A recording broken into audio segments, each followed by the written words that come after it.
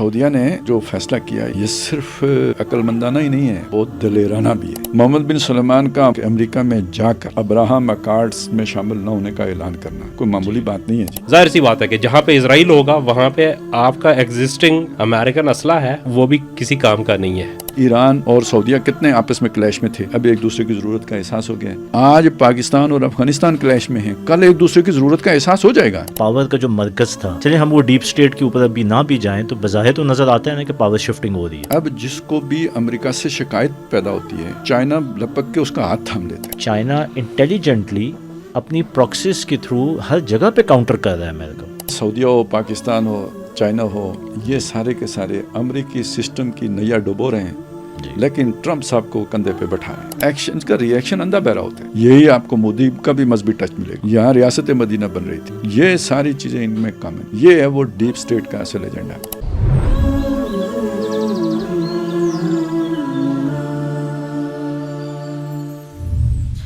السلام علیکم ناظرین، میں مہتاب عزیز ہوں تذکرہ و تبصرہ کے ساتھ۔ آج کے پروگرام میں ہمیشہ کی طرح خالد محمود عباسی صاحب ہمارے ساتھ ہیں اور کیوان انور صاحب۔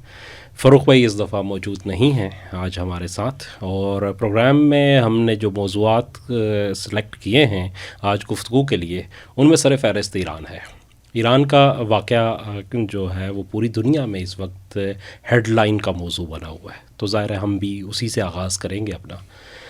ناظرین، آپ کو اس بات سے آگاہی ہوگی کہ ایران کے اندر جو صورتحال پچھلے عرصے میں ڈیولپ ہوئی اس کا آغاز جو معاشی بدحالی سے ہوا تھا۔ ایرانی کرنسی چونکہ پابندیوں کا شکار ہے ایران کی معیشت، تو وہاں پہ کرنسی بہت زیادہ گر گئی، یہاں تک کہ ایک جو امریکن ڈالر تھا وہ 1 ملین ایرانی ریال سے بھی اوپر چلا گیا، اور اس کے بعد وہاں پہ احتجاج شروع ہوا۔ لیکن اس احتجاج کو اس کے بعد چند افراد کا گروہ جو تھا اس نے ہائی جیک کر لیا، وہاں پہ وائلنس کریٹ کیا گیا اور مساجد کے اوپر حملے شروع ہوئے، وہاں پہ جو قرآن کے نسخے تھے ان کو جلایا گیا، جو مزارات، چونکہ شیعہ اکثریتی ملک ہے تو وہاں پہ مزارات کی بہت اہمیت ہے، تو مزارات کے اوپر باقاعدہ طور پہ حملے کیے گئے، ان کی بے حرمتی کے واقعات آئے۔ ایک ایسا ماحول بنایا گیا کہ جس میں کسی بھی طریقے سے اشتعال پیدا کیا جائے اور اس کے نتیجے میں ملک کے اندر جو ایک انارکی کی فضا آئے۔ اور پھر ایک طرف یہ صورتحال تھی اور دوسری طرف جو امریکہ ہے اس کے صدر ٹرمپ صاحب وہ میدان میں آئے اور انہوں نے کہا کہ اگر ایران نے مظاہرین کے اوپر سختی کی تو وہ ایران پہ حملہ کر دیں گے۔ انہوں نے پوری موو کی، پوری ان کی جو جنگی مشینری تھی وہ امریکہ سے موو ہو کے مشرق وسطیٰ پہنچی، اور ایک ایسا ماحول بن گیا کہ جہاں پہ حملہ کسی بھی وقت متوقع تھا۔ ایران بھی پوری تیاری میں تھا، اس کے ارد گرد کے ممالک بھی، لیکن اس دفعہ صورتحال تھوڑی سی امریکہ کے لیے مختلف ہوئی۔ اس صورتحال کا اگر ہم جائزہ لیں تو پہلی دفعہ یہ ہوا ہے کہ جو عرب ممالک ہیں انہوں نے کھل کے امریکہ کو انکار کیا ہے۔ سعودیہ نے کھل کے انکار کیا، اس نے کہا کہ میری فضا بھی اور جو زمین ہے وہ ایران پہ حملے کے لیے استعمال نہیں کی جا سکتی۔ اسی طرح عمان کی طرف سے بھی جو ہے نا امریکہ کو روکا گیا۔ قطر جہاں پہ کہ ان کا ایک معاہدہ ہے وہاں پہ ہی امریکہ کی زیادہ فورس آئی تھی، لیکن انہوں نے بھی یہاں تک کہ اس کو اپوز کیا، اور پھر امریکہ کو بڑے پیمانے پہ وہاں سے اپنی فوج نکالنی بھی پڑی، اور انہوں نے الحدید ایئر بیس جو ہے وہاں سے بڑے پیمانے پہ انخلا کیا۔ اور آخری لمحات میں جب یہ حملہ ناگزیر لگ رہا تھا وہاں پہ امریکہ نے انکار کر دیا۔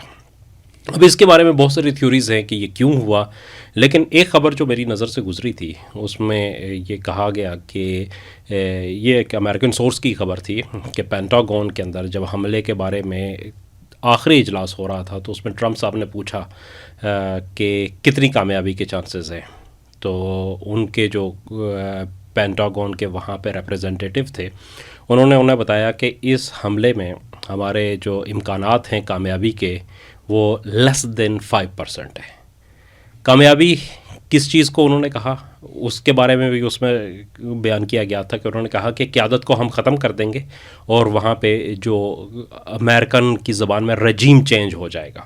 تو انہوں نے کہا لیس دین 5% چانسز ہیں کہ ایک حملے کی صورت میں یہ کام ہو سکتا ہے۔ یہ جنگ پرولونگ کرے گی اور اس کے بعد پھر جو ہے آگے جانا پڑے گا، اور اس طرح کی جو صورتحال ہے کہ وہاں کے جو ارد گرد کے ممالک ہیں وہ بھی امریکہ کو اس دفعہ انکار کر رہے ہیں، تو اس کے لیے معاملات جو ہے وہ مشکل ہوتے جا رہے ہیں. تو اس پہ ٹرمپ صاحب نے یہ کہا گیا، اس سورس کے مطابق یہ کہا گیا تھا کہ اس پہ ٹرمپ صاحب نے اس کو پوسٹ پون کر دیا. انہوں نے کہا کہ ٹھیک ہے فی الحال نہیں کرتے.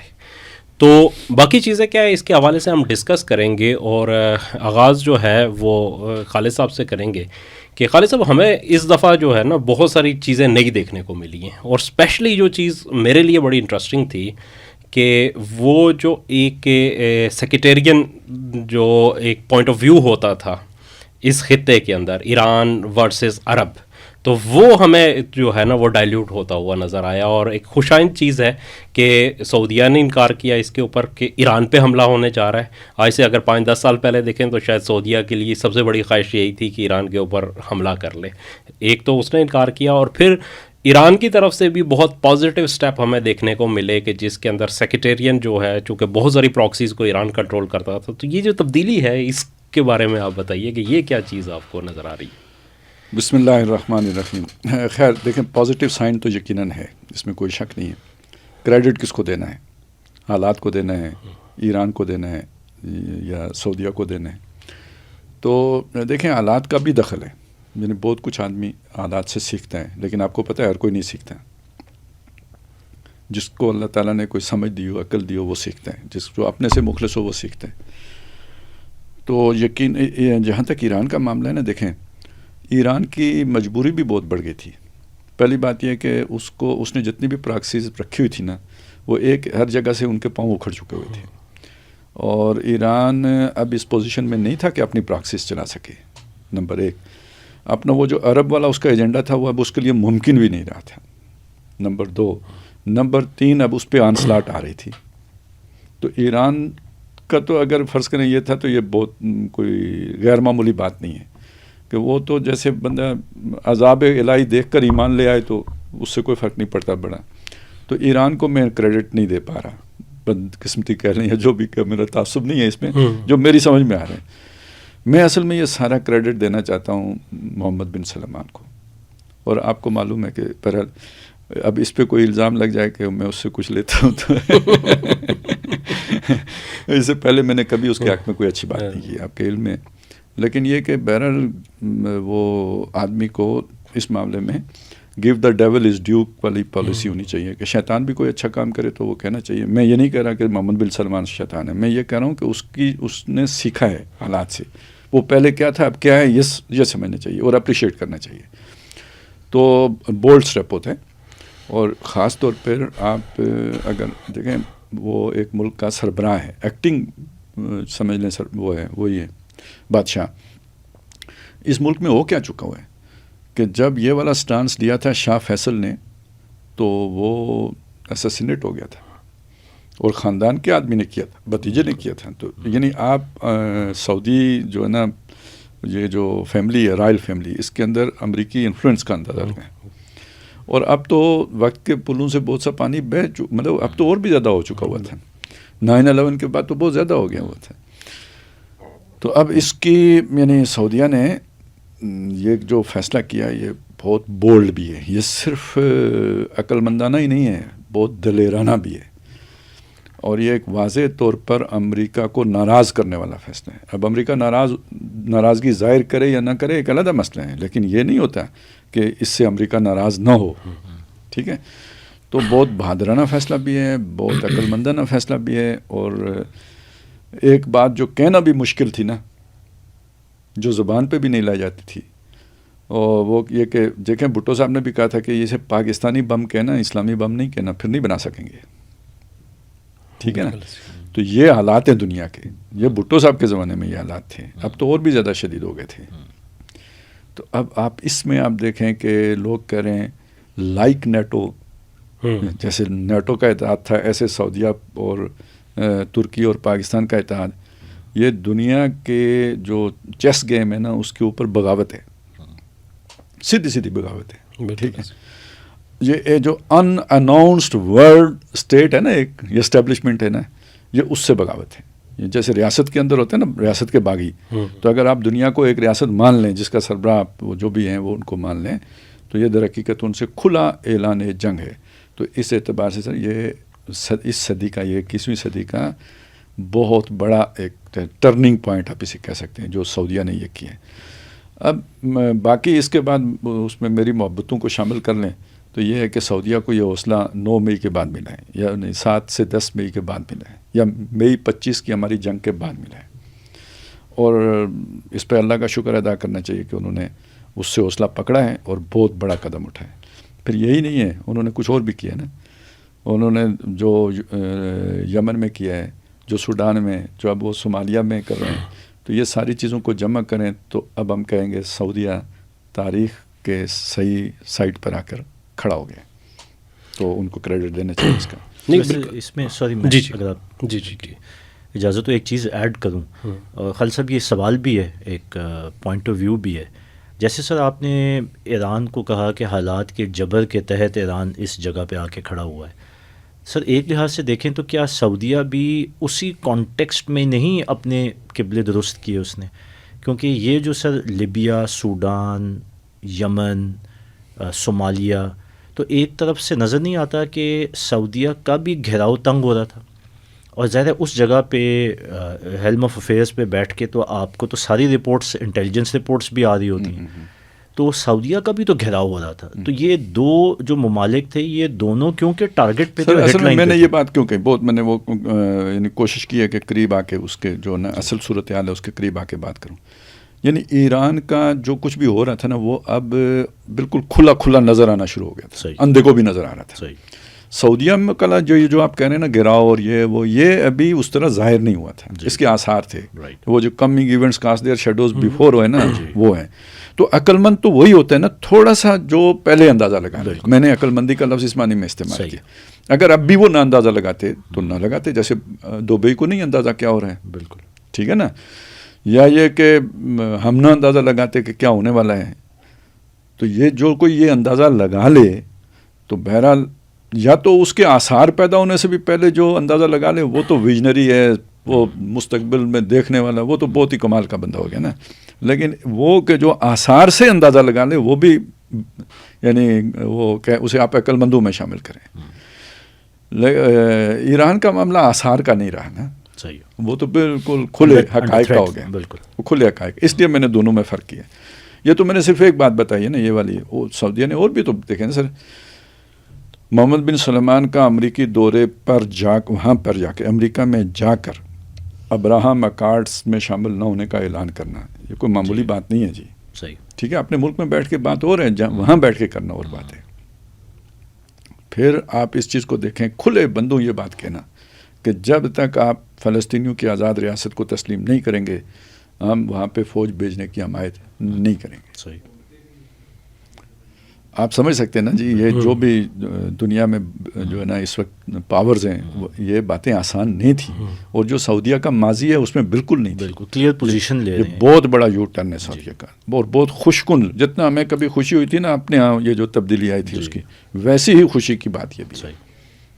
اچھا خالد صاحب، میں اسی سلسلے کو آگے بڑھاتا ہوں کہ یہ آپ نے چونکہ بات اس طرف آ گئی ہے اب، تو جہاں تک میں دیکھتا ہوں، مطلب میں کیوان بھائی کی بات سے زیادہ اتفاق کروں گا کہ میرے خیال میں کہ سعودیہ کا گھیراؤ بھی، آپ یہ دیکھیں کہ یمن کے معاملات تو چل رہے تھے، حوثیوں کو جب سائڈ پہ کیا تو اس کے بعد جو جنوبی انقلابی کونسل تھی اس نے باقاعدہ حضر الموت اور ان صوبوں کے اوپر کنٹرول حاصل کر لیا تھا جو براہ راست سعودیہ کی سرحد پہ تھے، اور وہ براہ راست جو ہے اسرائیل سے منسلک تھی. اس کے ایک طرف تو خیر یو اے ای سے اسے پاور مل رہی تھی، دوسرا اسرائیل کے ساتھ بھی اس کے کھلے عام تعلقات تھے. دوسری طرف جو انہوں نے کہا کہ صومالی لینڈ کو جس طرح اسرائیل نے تسلیم کیا، یو اے ای نے تسلیم کیا، اور سعودیہ کے بالکل سامنے پھر جو ریپڈ ایکشن فورس تھی جس کو اسرائیل اور یو اے ای سپورٹ کر رہے تھے، اس نے سوڈان کے اندر جس طرح سے پیش قدمی کی ہے، اور بالکل سعودیہ کے بالکل سامنے ایک چھوٹی سی جو ریڈ سی کے دوسری طرف کی کھاڑی ہے اس کے کونے کے اوپر وہ انہوں نے اپنا قبضہ کر لیا تھا. تو سعودیہ تو تین طرح سے وہ بھی پورے گھیرے میں آ چکا تھا. بلکہ اس میں اگر ترکی کو بھی شامل کر لیں کہ جو سیرین ڈیموکریٹک فورس ہے جو کردوں کے اوپر مشتمل ہے، اس کے بھی جو اسرائیل اور اس کے ساتھ تعلقات ہیں، اور جس طریقے سے انہوں نے ایک مطلب ترکی کو ایک ٹف ٹائم دیا تھا، تو وہاں پہ بھی یہ صورتحال کے سب کے سامنے، پاکستان کا تو خیر ایک جو ہے نا وہ یہ والا انڈیا والا وہ تو ہے ہی ہے، ظاہر ہے پاکستان سے 10 گنا زیادہ بڑا ملک جو ہے نا وہ اس کے ساتھ ایک ہاسٹائل کنڈیشن تو ہے ہی ہے، لیکن ان کے لیے بھی تو ایک صورتحال وہاں تک انہوں نے پہنچا دی تھی کہ جہاں پہ انہیں اپنا سروائیول کے علاوہ کوئی اور چانس نظر نہیں آ رہا تھا، چونکہ ظاہر سی بات ہے کہ جہاں پہ اسرائیل ہوگا وہاں پہ آپ کا ایگزسٹنگ جو امریکن اسلحہ ہے وہ بھی کسی کام کا نہیں ہے، اور نہ ہی آپ کی جو ہے کوئی ڈیٹرنس امریکن یا امریکن سیکیورٹی گارنٹیز آپ کو دے سکتی ہیں، تو وہاں آپ کو جو ہے نا اس سے نکلنا پڑے گا. ایک تو یہ چیز ہے. اچھا دوسری میں تھوڑا سا اس میں کہ ایک آپ نے اس کو کریڈٹ دیا کہ جو مئی 2025 میں ہوا تھا، تو اس میں آپ کتنا کریڈٹ دیں گے 7 اکتوبر کو جو کام حماس نے کیا تھا، کیونکہ اس وقت کا تقابل اگر آج کے عرب سے کیا جائے تو ہمیں بہت بڑا فرق نظر آتا ہے. جی بالکل ٹھیک ہے. اچھا اب 3 باتیں ہو گئی ہیں. جی پہلی بات پہ میں تو صرف یہی کہوں گا اصل میں کہ میں پھر بھی یہ کہوں گا کہ سعودیہ کا جو گراؤ ہو رہا تھا وہ پراکسیز کر رہی تھی، تو ایران کی پراکسیز اڑ چکی تھی. فرق ہے یہ، ابھی تو کلیئر ہی نہیں ہے. یہ ایک بات ہے ایک حد تک ہے نا کہ یہ اسرائیل کی پراکسیز ہیں، ایکچولی تو وہ یو اے ای کی پراکسیز تھی، اور یو اے ای آپ کا دوست ہوتا ہے، آپ کا عرب بھائی ہوتا ہے، ٹھیک ہے. تو یہ ادھر سے پہچان لینا یہ ایک مسئلہ ہے، ٹھیک ہے. اور دیکھیں جب آپ اس سطح پہ پہچان بھی لیتے ہیں تو پراکسیز کے ورسز بھی کوئی پراکسی ہی کھڑی کرتے ہیں. پرانا تو یہی تھا نا کہ مطلب اپنے آپ کو فاصلے پہ رکھ کے بالکل کھل کے نہیں آتے، لیکن سعودیہ کھل کے آئے ہیں. انہوں نے کہا یو اے ای دی بھی ایسی دی تیسی، ٹھیک ہے. یہ فرق ہے. بالکل صحیح. یہ بالکل مطلب یہ اور چیز میں اس چیز کو کہہ رہا ہوں کہ یہ ایران نے پوری مار کھا کے اپنا آپ لٹوا کے پھر اسے ہوش آیا. انہوں نے لٹنے سے پہلے مطلب وہ آ رہا ہے ادھر سے آ رہا ہے ادھر ہی وہ کر رہا ہے. یہ والا چیز ہے. یہاں تو یہ ہو گیا. اچھا میں جو سعودیہ کا یہ جرت مندانہ اقدام ہے نا، اس کا سبب مانتا ہوں اس کو کسے مئی 25 کو، ٹھیک ہے. جو ان کی سوچ میں فرق آنا شروع ہوا ہے وہ اس کی بنیاد بنا ہے وہ 7 اکتوبر والا معاملہ. کیونکہ وہاں سے اصل میں اس سے پہلے تو جی ابراہم اکارڈ جو ہے نا آلموسٹ جو ہے نا متفقہ تھا. آپ کو یاد ہوگا یہیں پہ بیٹھ کے ہم نے بات کی تھی کہ بھئی یہ اگر ہم اس کو کوئی جنگی حکمت عملی کے اعتبار سے دیکھیں تو حماس کا یہ قدم کوئی ہمیں کوئی اتنا اچھا نہیں لگتا، کوئی حکیمانہ یا وائز فل نہیں لگتا. لیکن پورے خطے کی صورتحال کو دیکھیں نا تو جگانے کے لیے کرنا پڑتا ہے. یہ اس وقت میں نے یہ والی بات تو نہیں، لیکن ابھی میرے ذہن میں ایک آ رہا تھا کہ یہ جو ابراہیم علیہ السلام نے کیا تھا یہ کون سا کوئی وائز ایکٹ تھا، مطلب جو اگر اس ظاہری اعتبار سے دیکھیں بت توڑ دی انہوں نے اور بنا لیے، وہ آگ روشن کر دی انہوں نے چھلانگ لگا دی. لیکن وہ سمجھانے کے اعتبار سے نا، کسی کا مطلب نقطہ نظر سمجھانے کے اعتبار سے، تو انہوں نے کہا بھی یہی تھا کہ وہ سارے توڑ کے نا لعلہم یرجعون، شاید کہ سوچیں. اور قرآن کہتا بھی ہے کہ جب وہ یہ سارا کچھ ہوا نا تو فرجعوا الی انفسہم، وہ اپنے اندر جھانکا، فقالوا انکم انتم الظالمون، تو دل ہی دل میں سوچا ظالم تم ہی ہو. یہی وہ میسج کنوے کرنا چاہ رہے تھے. تو حماس نے جرت نہیں دی.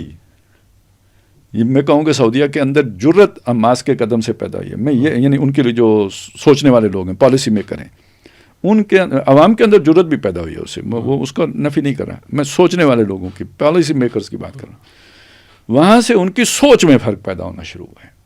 ان کے سامنے حقیقت کھلی ہے کہ بھئی یہ، اور وہ جو جا رہے تھے ابراہم اکارڈ کی طرف اس سے پیچھے ہٹے، بلکہ وہ سارا گیم پلان ہی تلپٹ ہو گیا جو امریکہ نے بنایا تھا. یہ حماس نے کیا. تو وہ گویا ایک طرح کے سنت ابراہیمی انہوں نے زندہ کیے. اور یہ والے جو ذرا سنت داؤدی والا ہو گیا ہے، جو یہ ہم نے جو کیا گوپیے چلائے نا ہم نے، اور صحیح نشانوں پہ جا کے لگے ہمارے گوپیے. تو یہ اس اعتبار سے یہ 2 طرفہ ہوا ہے. اللہ تعالیٰ نے، اور دیکھیں یہ ہم نے کہا بھی تھا یہ بات کہ اللہ تعالیٰ جب کوئی مصیبت بھیجتے ہیں اس میں یہی پہلو ہوتا ہے لعلہم یتضرعون، تاکہ وہ گڑ گڑائیں.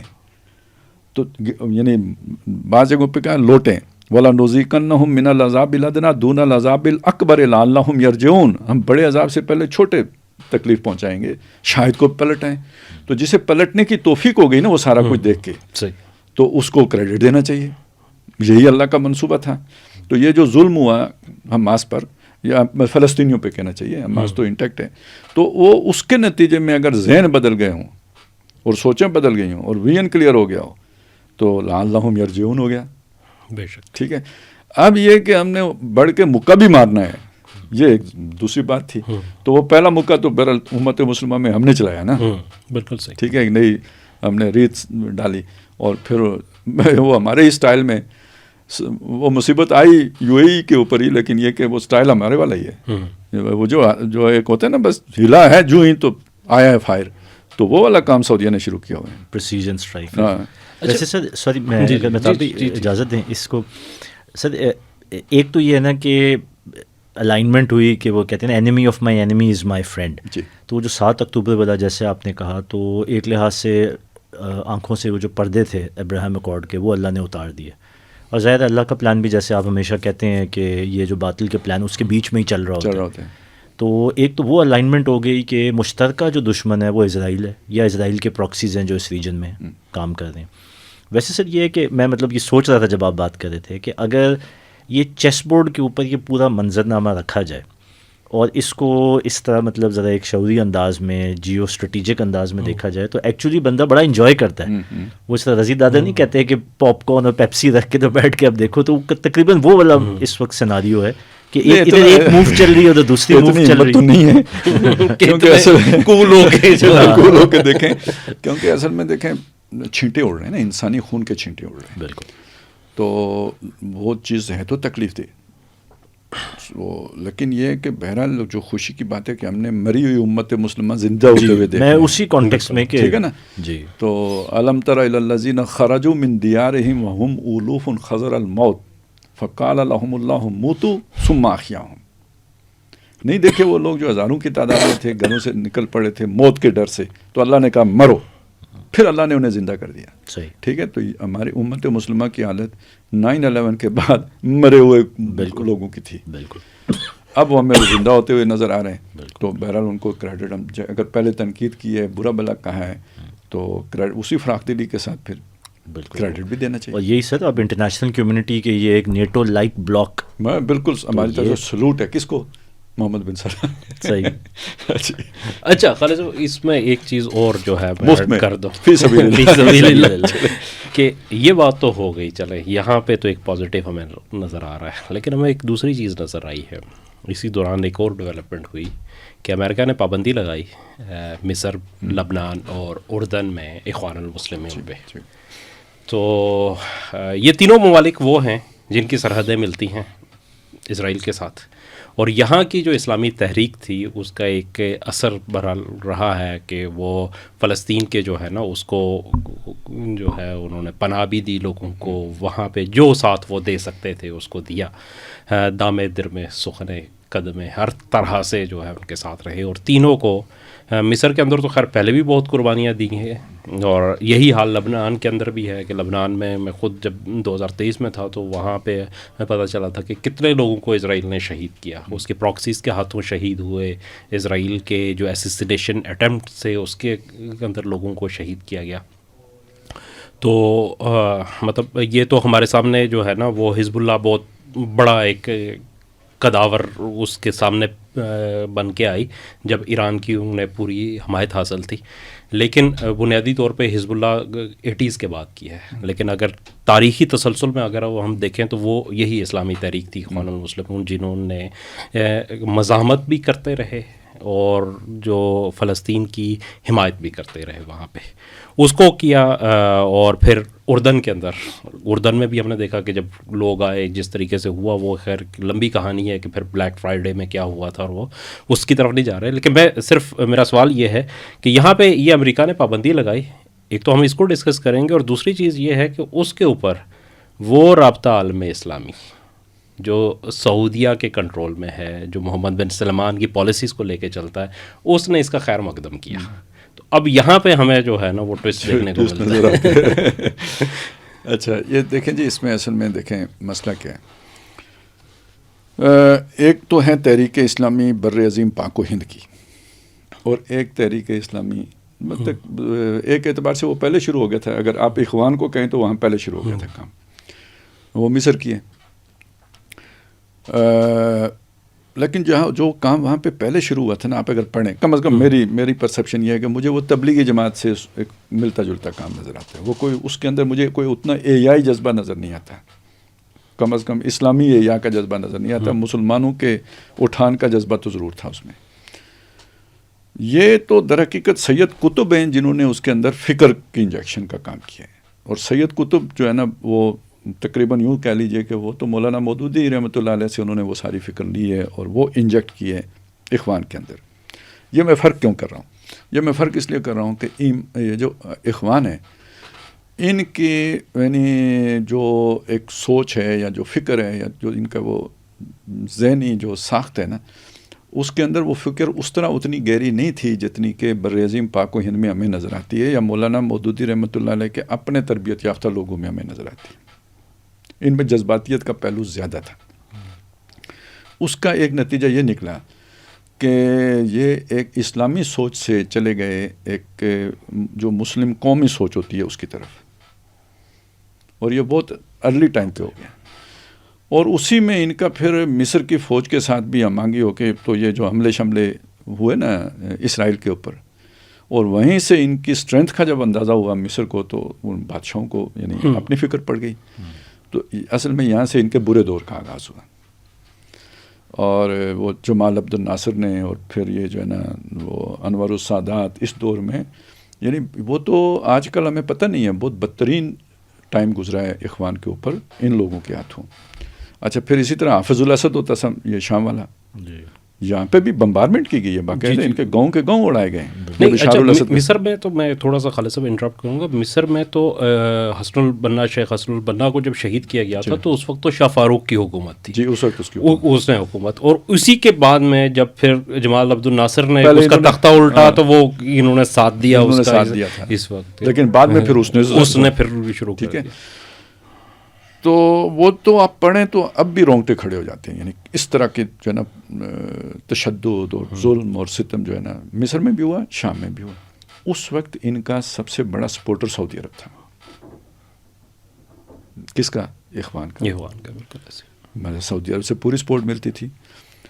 اور اصل میں یہ دونوں رشین کیمپ میں تھے نا، جمال عبد الناصر بھی اور یہ بھی حافظ الاسد بھی. اور وہ اس وجہ سے بھی اسلامی تحریکوں کے مخالف تھے. تو سعودیہ اسلامی تحریکوں کا حمایتی تھا اس زمانے میں، تو وہ ان کی طرف سے وہ سپورٹ بھی ملتی تھی.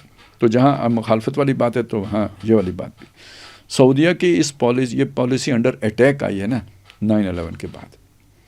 وہابی اسلام، یہ سپورٹ یہ وہ سعودیہ سے ہوتی ہے. تو جان بچانے کے لیے اس وقت کی سعودیہ نے پھر ان ساری تحریکوں سے ناطا اپنا توڑا ہے. یہاں سے بھی، یہاں پاکستان میں بھی جو تھے اور دائیں بائیں بھی تھے. تو اس میں اخوان سے بھی ان کی وہ ہو گئی. اب وہاں سے اخوان کے اندر یا اخوان کے زیر اثر لوگوں کے اندر ایک نیا ری ایکشن آیا. اب یہ دیکھیں نا، ایمن الظواہری بھی تو اخوانی کا تھا نا پہلے. جی ہاں، لیکن یہ علیحدہ ہو چکے تھے. المہاجرون کدھر سے نکلی ہے؟ مطلب وہ اخوانی کا ایک مطلب پہلے تو وہ حزب التحریر نکلی ادھر سے، پھر المہاجرون، پھر یہ سلسلہ ہے. وہ اسی کے اندر ایک یہ اگر آپ اسے سمجھنا چاہیں تو یہ تقریباً پاکستان والی یعنی پاکستان ہندوستان والی صورت ہوگی نا، پاکستان افغانستان والی کہ پہلے ریاست نے حمایت کی، کھڑے کیے، پھر اس کے بعد وہی مخالف ہو گئے جب ریاست تبدیل ہو گئی. اور یہ جو یہاں کی اسلامی یعنی خاص طور پہ یہاں جو جماعت اسلامی کو ایک مخلص آدمی ملتا تھا، تو وہ جب ایک طرف وہ ایکٹیویزم دیکھتا تھا جو سرحد کے پرے ہو رہا ہے، اور دوسری طرف یہ جماعت کا یہ تربیتی نظام دیکھتا تھا، تو اسے اس کے نسبت وہ زیادہ اپیل کرتا تھا. صحیح.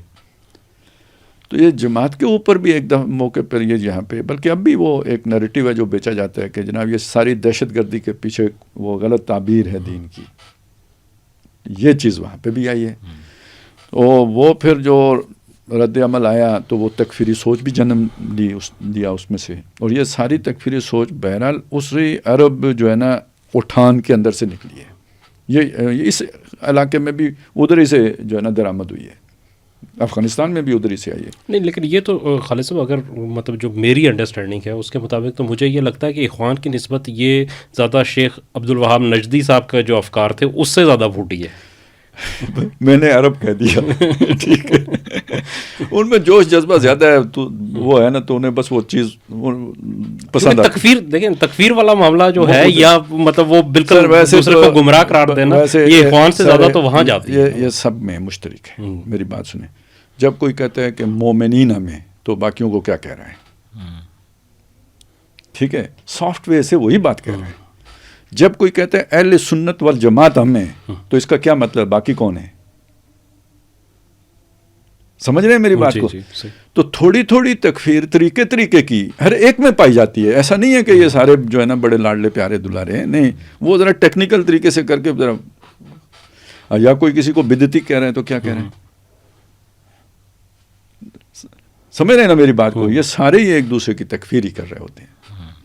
بس مشہور وہ ہو گئے کیونکہ انہوں نے تکفیر کے بعد تقتیل بھی شروع کر دی نا, اس لیے اصل مسئلہ یہ بنا, صرف تکفیر نہیں کی, ساتھ تقتیل بھی شروع کر دی. تو اور سعودیہ کی جڑوں میں وہ جو ہے نا, اصل میں تو وہ پھر یہ ہے نا کہ جو انہوں نے سیدھا یہ کہا کہ جی یہ جو ہے نا یہ جزیرت العرب سے انہیں نکال دو, یہود و نصارہ کو, انہوں نے ان کو لا کے بٹھا دیا. یہ یہاں سے اصل میں سعودیہ اور ان کی رفٹ پیدا ہوئی ہے. ادھر امریکہ کا مسئلہ یہ ہے کہ یعنی ایک زمانے میں انسانی حقوق اور یہ وہ تو جو تشدد والا نہیں ہے اس کو وہ سپورٹ کرتے تھے. تو یہ جتنی بھی جن لوگوں کے لیے عرب میں کام کرنا ممکن نہیں تھا, وہ جا کے برطانیہ میں بیٹھ کے تو اپنی آرگنائزیشن کھڑے کرتے تھے.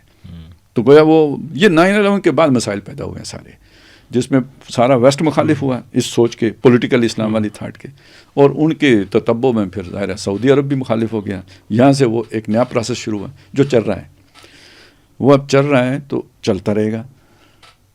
ٹھیک ہے, وہ نہیں رکے گا. جہاں پہ ٹرن آیا ایک جگہ پہ ٹرن آیا گیا, دوسری چیز ابھی اسی طرح چل رہی ہے. یہ چیزیں آہستہ آہستہ سنبھلتی ہیں, ساری یک بارگی نہیں سنبھل جاتی. ایک دوسرے کی ضرورت کا احساس ہوگا. جیسے ابھی ایران اور سعودیہ کتنے آپس میں کلیش میں تھے, ابھی ایک دوسرے کی ضرورت کا احساس ہو گیا ہے. آج پاکستان اور افغانستان کلیش میں ہیں, کل ایک دوسرے کی ضرورت کا احساس ہو جائے گا. ٹھیک ہے, یہ جو سوچ ہے جو جس کو تکفیری کہہ رہے ہیں, یا جو ان کو جو ہے نا وہ کہہ رہے ہیں کہ یہ انگریز کے ایجنٹ ہیں اور فلانے کے ایجنٹ ہیں, اس میں بھی آہستہ آہستہ اعتدال آ جائے گا. تو یہ جو ایک ہوتا ہے نا جی, ایک عمل کا آغاز ہو جاتا ہے, اسے آپ روک نہیں سکتے ڈیو پروسیس کے بغیر. وہ چلتا رہتا ہے, وہ کیونکہ ایکشن اور ری ایکشن پہ چل رہا ہوتا ہے. تو وہ جب تک وہ اپنی وہ کیا کہتے ہیں جی, وہ مچھلی پتھر چاٹ نہ لے جب تک واپس نہیں آتی. تو یہ پروسیس اپنا پتھر چاٹ کے واپس آئے گا. وہ ایک دوسری جگہ پہ جو چل رہا تھا پروسیس وہ ریورس ہو گیا, تو ہم اس کی تعریف کر رہے ہیں. صحیح. باقی اب دیکھیں آگے کیا ہوتا ہے, بہتری کی توقع ہے اللہ سے, باقی بھی چیزیں آہستہ آہستہ بہتر ہوں گی. تو یہ امریکہ کا فیصلہ تو اس وجہ سے بہت پاگل ہوا ہے ڈیسپریشن میں. تو اس نے تو وہ فیصلہ کر لیا. انہوں نے وہ پرانا جو چلی آ رہی ایک ریت تھی, ظاہر ہے وہ ان ساری چیزوں کو جو ونگ دیکھ رہا ہوگا, یا جو وہ تو اپنی پرانی پالیسی کے مطابق ہی چل رہا ہے, تو انہوں نے اپریشیٹ بھی کر دیا. یہ چیزیں آہستہ آہستہ ٹھیک ہوں گی. ویسے سر اس میں جو ہے اگر ہم دیکھیں نا تو سارے سائنس وہ جو پاور شفٹنگ کے ہیں وہ بھی ہیں, کیونکہ ظاہر ہے اس پورے گلوبل چیس بورڈ کے اوپر یہ بھی تو سب آڈینس دیکھ رہے ہیں نا کہ پاور کا جو مرکز تھا اب وہ فیوچر میں کدھر ہوگا. تو وہ جو پرانا وہ انگریز سے لے کر وہ امریکہ تک کا ایک پورا جو 1945 اینڈ آن ورڈ, یا 1913 سے کہہ لیں آپ آن ورڈ, وہ جو ایک پاور کا سینٹر امریکہ تھا, جو سول سپر پاور آن ارتھ, اب وہ والا کانسیپٹ تو ریسیڈ ہو رہا ہے. تو ظاہر ہے جو پلیئر بیٹھے ہوئے ہیں وہ تو فیوچرسٹک, چلیں ہم وہ ڈیپ اسٹیٹ کے اوپر ابھی نہ بھی جائیں, تو بظاہر تو نظر آتا ہے نا کہ پاور شفٹنگ ہو رہی ہے. اور سر جی آپ اپنے ملک میں بھی دیکھ لینا کہ ایک لیول پہ تو فیصلے ہو گئے ہیں جو بھی ہو گئے ہیں, نچلے لیول پہ ابھی پرانی گاڑی چل رہی ہے یا نہیں چل رہی؟ بالکل ایسے ہی چل رہی ہے. اس لیے وہ کہتے ہیں نا اسپرٹ ہے, کبھی کون کہہ لیتے کون کہہ دیتے. ایسے میں وہ پالیسیاں بدلتی ہیں نا. یہ جو ریل گاڑی مڑتی ہے, وہ ایک دم F-16 کی طرح 90 ڈگری پہ تو نہیں مڑ جاتی نا, وہ تو آہستہ آہستہ مڑتی ہے. بحری جہاز اسی طرح. اس طرح ریاست کو بھی اپنی پالیسیاں چھوڑ کے واپس کرنا ایک دم نہیں ہوتا, ٹائم لیتا ہے. اچھا کیوان بھائی, چونکہ بات آ گئی ہے تو اسی کو ذرا آپ ہمیں سمجھائیں کہ وہ جو ایک کنسیپٹ تھا امرجنگ سپر پاور کا اور ڈکلائننگ سپر پاور کا, تو آج کی وہ چیس بورڈ کو اگر ہم دیکھیں تو ہمیں تو بڑی کھل کے نہیں نظر آ رہی ساری چیزیں. جی کچھ تھوڑے سے بتائیں نا کہ کیا جو اس وقت چل رہا ہے وہ کہاں کنیکٹ کرتی ہے اس تھیوری کے ساتھ. جی اصل میں مطابق یہی جو ہم نے بات ابھی رکھی ہے, یہ اس کا مقصد بھی یہی تھا کہ اگر ہم دیکھیں کہ گلوبل چیس بورڈ پہ تو اب چیزیں جو کہ پہلے انڈر کرنٹ تھے اگر ہم دیکھیں تو ڈاکٹر اسرار رحمۃ اللہ علیہ وہ بھی یہ بات کرتے تھے کہ جی یہ جو سارا ابھی مرکز ہے یہ شفٹ ہوگا، یہ جو چائنا، لیکن اس وقت کنٹینمنٹ آف چائنا کی انہوں نے بات کی کہ اب ہر طرف سے امریکہ کی یہ پالیسی ہوگی، لیکن اس وقت یہ سارا کچھ انڈر کرنٹ تھا. جن کی ویژن تھی وہ تو اس چیز کو دیکھ رہے تھے، لیکن جنرلی اسپیکنگ آپ یہ ثابت نہیں کر سکتے تھے کہ یہ ایکچولی ہو رہا ہے، مٹیریل ایویڈنس نہیں سر جی جب یوکرین پہ حملہ ہوا سر تو ہم نے اسے بلاک گیم کے ساتھ جوڑا. بالکل. تو وہ جو لوگوں نے اس کا جو ہے نا رسپانس دیا، پاگل، بیوقوف، کنسپیریسی تھیوریز، کنسپیریسی کدھر، کون چائنا کدھر، امریکہ کدھر. بالکل. بلکہ ہم نے سر بڑا کھل کے یہ بات کی تھی کہ یہ جو یوکرین کی جنگ اصل میں یہ سیریز آف وارز کا پہلا بیٹل گراؤنڈ ہے، اور آگے پھر یہ مشرق وسطیٰ، یہ ایران والا، پھر انڈیا پاکستان. تو یہ جو مطابق آپ چیس بورڈ کی بات کر رہے ہیں، تو اب تو چیزیں بڑی کھل کے سامنے آ گئی ہیں کہ یہ جو دو پاورز ہیں ان کی اب ٹرف وار شروع ہو چکی ہے، اور اس کا آپ کو جو ساری انڈیکیشن ہے وہ جو وینزویلا میں ہوا وہ بھی ملتی ہے، مڈل ایسٹ میں جو ہو رہا ہے وہ بھی ملتی ہے، یہ جو انڈیا پاکستان میں ہو رہا ہے. تو یہ تو اب cards are on the table. اب بات یہ ہے کہ جہاں جہاں چائنا اپنے فٹ پرنٹ کو کریٹ کر رہا ہے یا اس کو مستحکم کر رہا ہے، امریکہ اب آ کے تو اس کو ریورس کر رہا ہے. دیکھنے کی بات یہ ہے کہ امریکہ کا جو ٹریڈیشنل سٹائل تھا وہ تھا سافٹ پاور کو پروجیکٹ کرنے کا، یعنی اپنی اکنامک پاور، اپنی پولیٹیکل پاور اور اپنی بیانیہ کی پاور، جس میں میڈیا بھی آ جاتا ہے. تو دیٹ واز انف. اور جو اس یا اس کو تھوڑا سا اور بھی بڑھانے کہ اپنی اقوام متحدہ کی پاور، اقوام متحدہ، مطلب اقوام متحدہ ایک اس کا ٹول کے طور پر استعمال ہوتا تھا. ہاں جی، اس میں World Bank, I M F کو بھی شامل کر لیں، ٹولز تھے نا اس کے، نئی جنگ کے ٹولز تھے. بالکل. یہ سافٹ پاور کے ٹولز تھے. بالکل. تو مطلب ایک ایگزسٹنگ پاور کو ہاٹ وار یا کائنیٹک وار والی سچویشن میں جانے کی تو ضرورت ہی نہیں ہوتی، کیونکہ یہ اس کے ٹینٹیکلز ہی کافی ہوتے ہیں. جیسے خالد صاحب نے کہا کہ وہ پولیٹیکل ہے، اکنامک ہے. امریکہ پہلے یہ کام سارا سینکشنز لگا کے کرتا تھا، امبارگوز لگا کے کرتا تھا، لیکن اب جو امریکہ، اور جب وہ لگا دیتا تھا کوئی ملک چل نہیں سکتا تھا، اور کوئی چیلنج بھی نہیں کرتا تھا کیونکہ کوئی آلٹرنیٹ نہیں تھا. لیکن اب ہم دیکھ رہے ہیں کہ the cards are on the table کہ امریکہ کی وہ جو ساری طاقت تھی سافٹ پاور کی، وہ اب نہ صرف چیلنج ہوئی ہے بلکہ فیل ہوئی ہے یا نیوٹرلائز ہو گئی ہے.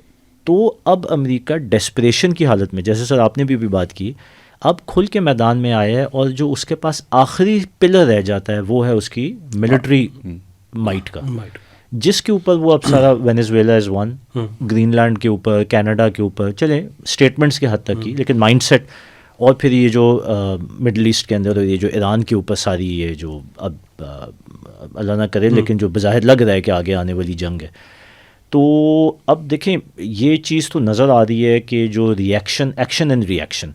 اچھا ادھر چائنا کو بھی اگر آپ دیکھیں تو یہ نہیں ہے کہ چائنا جو ہے وہ کچھ ٹھنڈ رکھ کے بیٹھا ہوا. چائنا انٹیلیجنٹلی اپنی پراکسیز کے تھرو ہر جگہ پہ کاؤنٹر کر رہا ہے امریکہ. بالکل ایسے. اگر وینزویلا والے معاملے میں پسپائی ہوئی ہے تو اس کا بیک گراؤنڈ بھی تو دیکھیں نا. اس کا بیک گراؤنڈ یہ تھا کہ وینزویلا پہلے چائنا کیمپ میں آیا، چائنا کی انگریس ساؤتھ امریکہ کے اندر آئی. صرف چائنا اکیلا تو نہیں ہے، سوری وینزویلا، کیوبا بھی ہے، برازیل بھی ہے، ارجنٹینا بھی ہے، تو یہ کولمبیا بھی ہے. یہ تو پورا ایک بلاک بن رہا ہے وہاں پہ، اور چائنا اسپانسرڈ بلاک ہے. یہ جو موو کیا ہے تو امریکہ نے اس کو کاؤنٹر کیا ہے، لیکن اس موو سے پہلے امریکہ نے وینزویلا پہ سینکشنز لگائیں. وہ کام نہیں کی کیونکہ پیرلل اکنامک سسٹم کھڑا ہوا تھا چائنا کا، جس سے ان کی وہ جو پرانی طاقت تھی سافٹ پاور والی، اٹ ڈڈ ناٹ ورک. اس کے بعد انہوں نے امبارگو لگایا کہ فزیکلی ان کے شپس کو قابو کرنا شروع کیا. اچھا وہ بھی کام نہیں کیا کیونکہ گوسٹ شپس جو تھے وہ پھر بھی تیل لے کے جا رہے تھے. تو فائنلی انہوں نے کہا کہ جی ہارڈ پاور، وہ سارا کنٹرول وہ جو ہمارے سامنے ہوا ہے. تو اب بات یہ ہے کہ جو چیس بورڈ ہے اس کے اوپر منظر نامہ اب آ گیا ہے ایکشن ری ایکشن. ادھر یورپ میں جو ہوا تو اس کو رشیا کاؤنٹر کر رہا ہے، ادھر انڈیا کو انہوں نے اٹھایا تو اس کو پاکستان نے کاؤنٹر کیا. اسی طرح مڈل ایسٹ میں وہ جو ابراہمک اکارڈ سر آپ بات کر رہے تھے، تو ابراہمک اکارڈ آج دفن ہوئے ہیں نا، تو کوئی تو پیچھے سوچ رہا تھا کہ ان کو دفن کرنا ہے، ورنہ اگر اسٹیٹس کو میں ہوتا تو ہر چیز بالکل.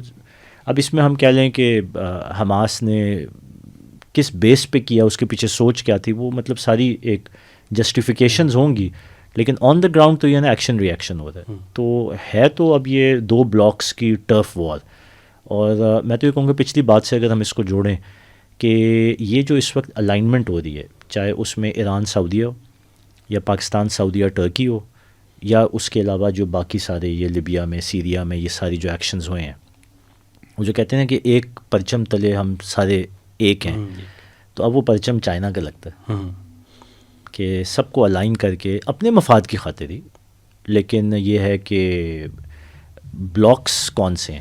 ہاں، اس میں تھوڑا سا سر ایک چیز دیکھ لیجئے، یعنی ایک مسئلہ تو یہ ہے کہ یہ جو چائنا کے پرچم تلے نہ کہیں، یعنی اب جس کو بھی امریکہ سے شکایت پیدا ہوتی ہے تو چائنا لپک کے اس کا ہاتھ تھام لیتے ہیں. بالکل، یعنی وہ اب اکیلا نہیں ہے. رائٹ، پہلے وہ اکیلا کر کے امریکہ مارتا تھا، اب کوئی اکیلا نہیں ہے. بالکل، اور بلکہ چائنا اینٹیسپیٹ کرتا ہے کہ کون شکار ہوگا، اس کو پہلے ہی سے جا کے تو وہ اپنا جو ہے نا وہ اعتماد دے دیتا ہے اور بلکہ اس کا اعتماد بڑھا دیتا ہے. لہٰذا امریکہ کو سے کی طرف سے جب اسے وہ مسئلہ پیش آتا ہے تو چائنا کی طرف سے مدد، یعنی جیسے ہمارے ساتھ ہوا، تو یہ تو مسئلہ نہیں کہ ہم نے کوئی امریکی چائنی پرچم اٹھایا، نہیں، ہمارے جینین ایشوز ہیں انڈیا کے ساتھ بھی وغیرہ وغیرہ وغیرہ، اور اس کو اسیس کیا چائنا نے بالکل. تو اس نے پہلے ہمیں اپنی ضرورت تھی، ہم نے بھی دیکھا تھا کہ یار یہ تو امریکہ ریلائبل نہیں ہے، تو چائنا نے ہمارا ہاتھ تھاما اس لیول پہ. نیچے دیکھیں کتنے مسئلے مسائل رہے نا، سی پیک رول بیک ہو گیا، یہ ہوا وہ ہوا، لیکن اس اسٹریٹجک لیول پہ کوئی مسئلہ نہیں پیدا ہوا. صحیح، وہ اسموتھ سیلنگ رہی ہے ادھر. بالکل. تو اس کا مطلب یہ ہے کہ یعنی یہ پرچم اٹھانے سے زیادہ ہاتھ پکڑنے والی بات، ٹھیک ہے کہ شاباش، اوکے. ایک چیز تو یہ ہو گئی. دوسری چیز یہ ہے کہ سر اسے ایکشن ری ایکشن نہ کہیں، کیونکہ ایکشن کا ری ایکشن اندھا بہرا ہوتا ہے. صحیح، ٹھیک ہے، رسپونڈ کر لیں، رسپانس، ہاں جی، ٹھیک ہے. وہ اس کو جو ہے نا وہ کیسے کرتے ہیں وہ اپنا طریقہ ہوتا ہے. اور یہ مجھے نہیں مطلب اس کا پتہ، لیکن مجھے ایک اندازہ ہے کہ یہ جو ایمرجنگ پاورز ہوتی ہیں نا، یہ بہرحال اتنی مائٹ نہیں رکھتی ہوتی ہیں جتنی کہ جو ایگزسٹنگ پاور ہوتی ہے اس کے پاس ہوتی ہے. یعنی میں یہ کہہ رہا ہوں کہ چائنا ملٹری مائٹ میں امریکہ کے آمنے سامنے آ کے ٹکر دینے جوگا نہیں ہے. ٹھیک ہے، پتہ نہیں ہے یا نہیں ہے، میرا اسسمنٹ یہ ہے. ٹھیک ہے، ہو سکتا ہے وہ بہت کر گیا ہو، چھپا کے رکھا ہو، مجھے نہیں پتا، لیکن میں یہ کہہ رہا ہوں جو عام طور پہ ہوتا ہے معمول میں. اس میں بیسٹ اسٹریٹجی یہ ہوتی ہے کہ تھکاؤ، دوڑاؤ، بھگاؤ، ایگزاسٹ کرو، اور پھر آخری وار پہ آؤ. پہلے اپنی ابتدائی زندگی میں آپ نے محمد علی قلعے کو دیکھا ہو نا، وہ تو وہ اس کی مہارت یہی تھی، بس وہ ناچتا رہتا تھا پورے رنگ میں کے اندر اور دوسرے کو موقع دیتا تھا حملہ کرنے کا. 40 راؤنڈ سر ہو جاتے تھے. تو وہ اصل میں یہ جو اس وقت چائنا کی پالیسی چل رہی ہے وہ امریکہ کو دوڑانے کی پالیسی چل رہی ہے. صحیح. لہٰذا یہ جو لوگ توقع لگا کے بیٹھے تھے نا کہ وینزویلا میں چائنا جو ہے نا جواب دے، یہ غلط توقع تھی. صحیح، یہ دینا ہی بے وقوفی تھی. صحیح. یہ تو امریکہ چاہے گا، وہ تو اپنے سب سے اسٹرانگ مقام کے اوپر جو ہے نا وہ ایگریشن کرے گا. آپ وہیں جا کے سر دیں گے تو یہ تو اکھڑی میں سر دینا ہے، وہاں کبھی نہیں سر دیا جانا، نہ دینا چاہیے. یہ اب آپ دیکھیں نا کہ ایک دم امریکہ کو دوڑیں لگانی پڑ رہی ہیں، میں نے ادھر بھی قابو کرنا ہے، ادھر بھی قابو کرنا ہے، ایران بھی قابو کرنا ہے.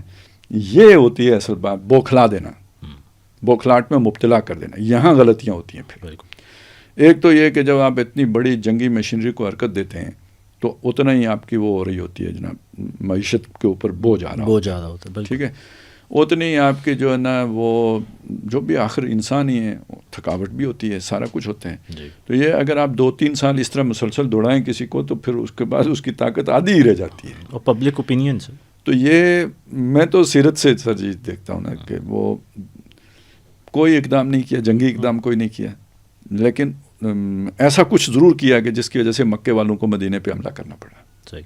وہ تفصیلات میں جانے کی ضرورت، میں صرف یہ کچھ تو کیا کہ جس کی وجہ سے انہیں آنا پڑا. پہلے آ جاتے نا، 2 سال بعد کیوں آئے، کچھ کیا. ٹھیک ہے، اب وہ آئے تو ساری طاقت تو نہیں ٹوٹی، لیکن ایک بازو تو کٹ گیا، ان کی طاقت آدھی تو رہ گئی اس سے. اگلے سال پھر آئے وہ اور وہ کر کے. جب تیسری دفعہ آئے نا غزوہ احزاب، جسے غزوہ خندق کہتے ہیں، تو اپنی پوری اسٹرینتھ کے ساتھ آئے، میکسیمم فل. ٹھیک ہے، کوئی کسر نہیں رہ گئی تھی. اور جب اس پہ واپس گئے نا تو نبی صلی اللہ علیہ وسلم نے صحابہ کو فرمایا اس موقع پر کہ لن یغزوکم قریش بعد عامکم ھذا، اس سال کے بعد اب کبھی قریش لڑنے نہیں آئیں گے.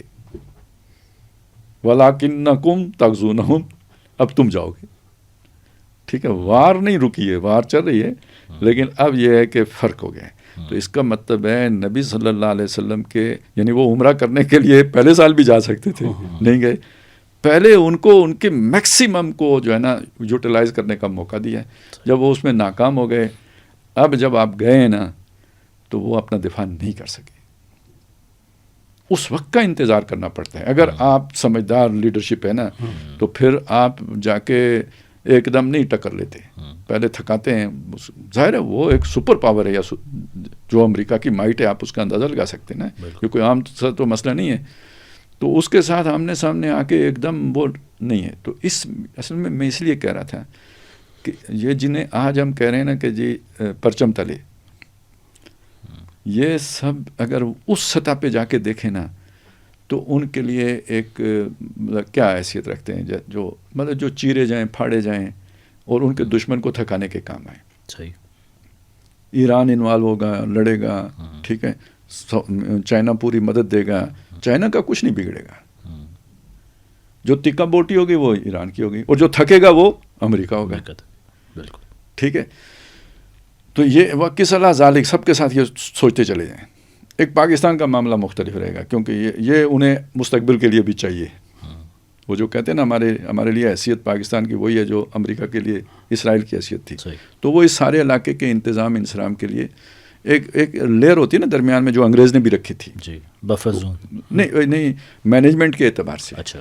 کیونکہ ایک بالکل ہی دوسری قوم کو لوگ گوارا نہیں کرتے. مطلب آپ یوں سوچیں نا, ایرانی ہیں یا عرب ہیں, ان کو اگر براہ راست جا کے چینی کنٹرول کریں گے تو, لیکن اس کے مقابلے میں پاکستانی ہوں گے تو فرق ہوتا ہے نا, یہ والا فرق.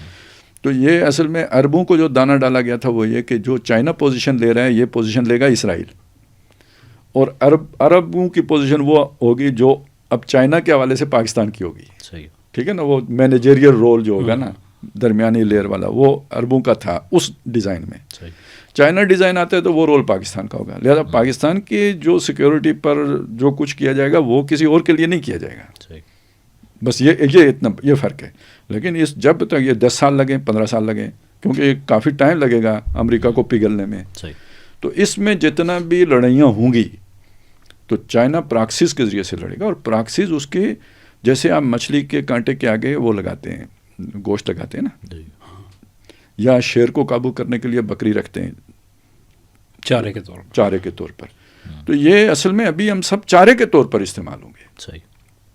وہ علیحدہ بات ہے. یہ جو یہ چل رہا ہے یہ علیحدہ ہے, لیکن اوپر بھی تو ایک چل رہا ہے نا.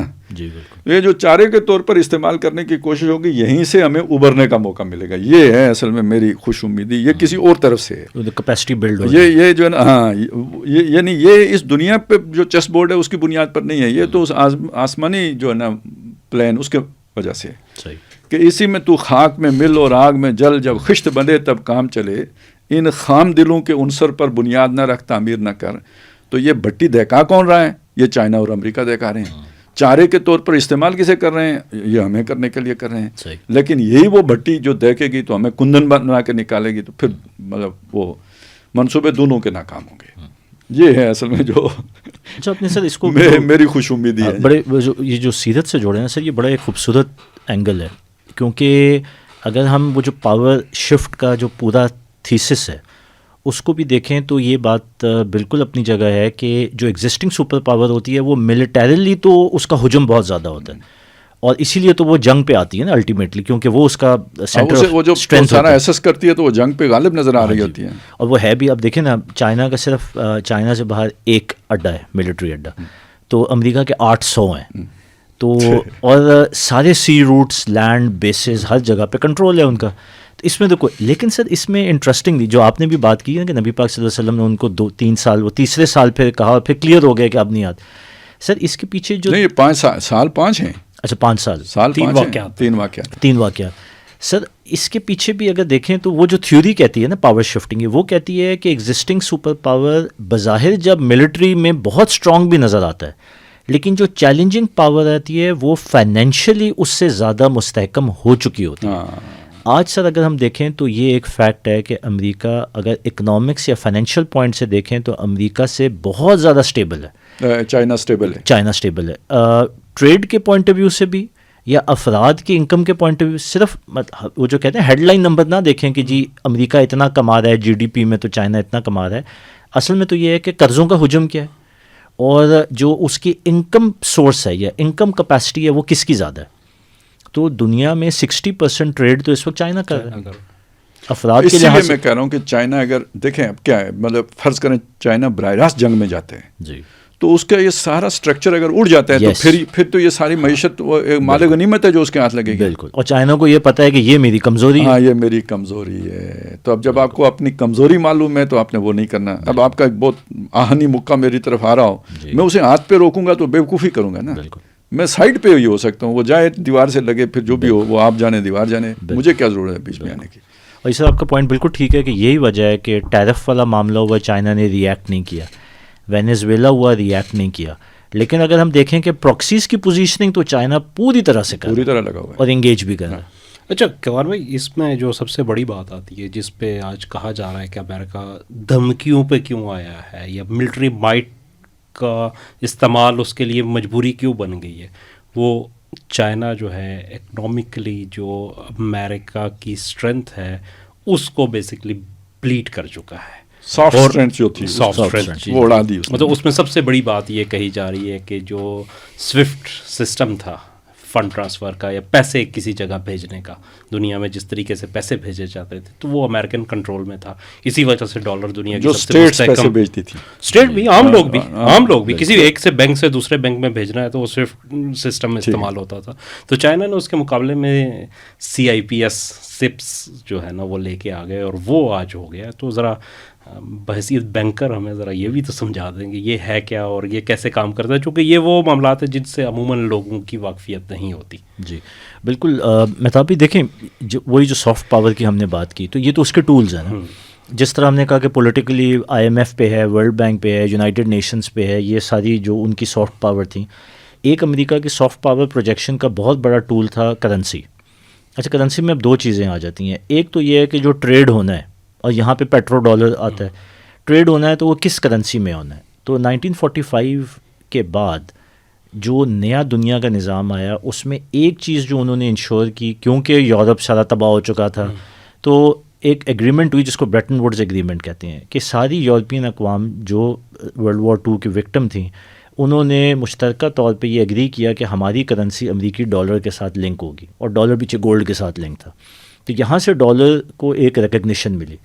اس کے بعد جو وہ شاہ فیصل والا معاملہ ہوا تو اس کے بعد پیٹرو ڈالر میں جب نظام آ گیا تو کیونکہ تیل ساری دنیا کی ضرورت تھی اور یہ فیصلہ ہوا کہ تیل اب صرف اور صرف ایکسکلوسیولی ڈالر میں ٹریڈ ہوگا. تو ایک یہ لیوریج بہت بڑا امریکہ کے پاس آیا کہ جو ٹریڈنگ کرنسی تھی وہ حتمی طور پہ امریکی ڈالر دنیا میں رائج ہو گئی. اس کا دوسرا جو ٹول تھا جو عمومی طور پہ لوگوں کو نہیں سمجھ میں آتا کہ کوئی بھی ایک تو ہے نا کہ یہ دنیا کی جو ہے وہ ریزرو کرنسی جس کو ہم کہتے ہیں، یعنی کہ مین ٹریڈنگ کرنسی. اس کے بعد وہ جو ٹریڈنگ کرنسی کا میکینزم ہے جس میں میں کہوں گا کہ میں نے روپیہ دے کے ڈالر لینا ہے یا میں نے پاؤنڈ لینا ہے تو میں کیسے لوں گا. تو اس میکینزم کے پیچھے جو ٹریڈنگ انسٹرومنٹ تھا وہ سوئفٹ تھا کہ اگر میں نے یہاں سے پیسہ برطانیہ بھجوانا ہے تو میں اس کا روٹ کیا ہوگا، وہ کس میکینزم کے تحت ادھر سے ادھر جائے گا. تو وہ سوئفٹ کا ایک نظام تھا جو کہ گلوبلائز نظام ہے جس پہ پیمنٹ ٹرانسفر کا میکینزم ہم اس کو کہتے ہیں. وہ ایکسکلوسیو تھا پوری دنیا میں اور وہ سوئفٹ کا نظام تھا جو کہ امریکن بیسڈ تھا. اور وہ رائج بھی اسی لیے ہوا کیونکہ ڈالر ریزرو کرنسی تھی دنیا کی تو وہ نظام بھی ان کا ہی آ گیا. پھر دین وہ ٹیکنالوجی اینڈ ایوری تھنگ. اچھا اب یہ ایکسیپٹ اس کو کوئی چیلنج نہیں کرتا تھا.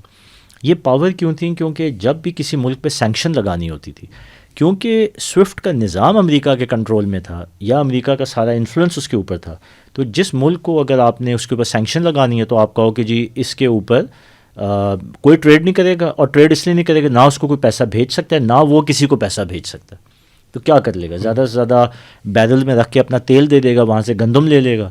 اگر تو بارٹر ہو سکتا ہے، پیسہ تو ختم ہو گیا. ہاں اگر آپ اسمگل بھی کرنا چاہیں گے تو سی روٹس کے اوپر بھی امریکی بیٹھے ہوئے ہیں جو ان کی بیسز تھیں. اس کو جو چیلنج کیا ہے نا، یا اس کو ایز اے تھریٹ جس چیز نے آبزرو کیا ہے وہ چائنا نے کیا ہے، جس کے جواب میں انہوں نے سپس بنایا. انہوں نے کہا کہ دیکھیں کرنسی کا جواب دیا انہوں نے اپنی برکس کی کرنسی اناؤنس کر کے. اب دیکھیں یہ وہ ہے ایک بچہ ہے لیکن ایک بڑے جو کہتے ہیں نا کہ طاغوت کے اگینسٹ ایک بچہ پیدا ہو چکا ہوا ہے. آپ یہ کہیں نا کہ نمرود کی ناک میں جو ہے نا وہ مچھر گھس گیا ہے. مچھر گھس گیا. جی جی ٹھیک ہے. مطلب ہم ایک تو تھا نا کہ یہ سول سپر پاور، ایک یہ ہے کہ یار وہ بچہ پیدا ہو گیا ہے، اب وہ توانا ہو رہا ہے آہستہ آہستہ، لیکن یہ ایک حقیقت ہے کہ وہ آ گیا ہے جس نے آگے اس کو چیلنج کرنا ہے. یعنی جانشین ایک موجود ہے، الٹرنیٹ بھی موجود ہے، آلٹرنیٹ موجود ہے. اب یہ ہے کہ وہ ہم یہ نہیں کہہ سکتے کہ آج وہ ایک پرفیکٹ آلٹرنیٹ ہے، لیکن آلٹرنیٹ آ گیا ہے، اس کو ڈکلیئر کر دیا ہے کہ یار یہ اگلی چیلنجر ہے، اور اب اس کو توانا کریں. اصل اس میں جو فیڈ ہو رہی ہے وہ جو خالد صاحب نے پہلی بات کی، حالات اور امریکہ کا بیہیویئر اس چیز کو ڈکٹیٹ کر رہا ہے کہ لوگ اس سسٹم کو اپنا دیں. کیونکہ جس ملک کے اوپر سینکشنز لگاتے ہیں، مثال کے طور پہ رشیا نے اس سسٹم کو پوری طرح اون کیا. ایران کے اوپر سینکشنز لگی ہوئی، ایران نے اون کیا.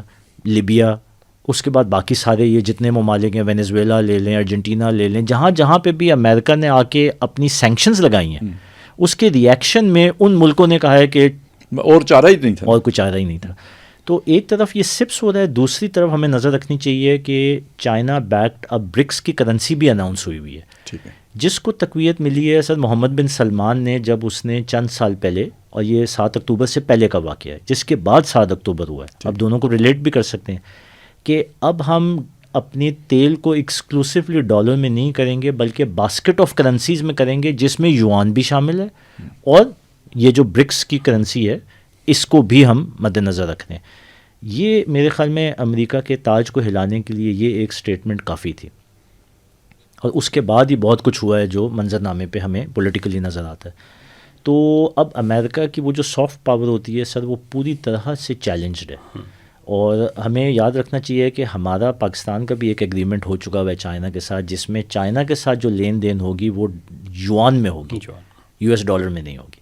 تو ہم بھی وہ ایک خاموش مجاہد ہیں جو اپنا کام کر رہے ہیں. یوں سمجھ لیں جی کہ یہ سعودیہ ہو، پاکستان ہو، چائنا ہو، یہ سارے کے سارے امریکی سسٹم کی نیا ڈبو رہے ہیں، لیکن ٹرمپ صاحب کو کندھے پہ بٹھا رہے ہیں. وہ امن Nobel price Nobel price Trump کا ہی ہے باقی جو ہے نا. اچھا ایک چیز اور بھی ہے کمال بھائی، کہ پاکستان نے جو برکس بینک ہے اس میں بھی انویسٹمنٹ کی تھی، اس کے بھی 1% شیئر جو ہے وہ پاکستان نے کیے تھے، جس کے اوپر بڑا انڈیا نے شور ڈالا تھا کہ جی یہ تو IMF سے لون لے کے ادھر وہ کر رہے ہیں. تو یہ چیز جو ہے اب جیسے ٹرمپ صاحب کی دھمکیاں آ رہی ہیں، اور یہ انہوں نے کہا ہے کہ برکس، اچھا پاکستان ویسے برکس کا ممبر تو نہیں ہے، لیکن یہ ہے کہ برکس بینک میں جو ہے نا پاکستان نے انویسٹمنٹ کی ہے.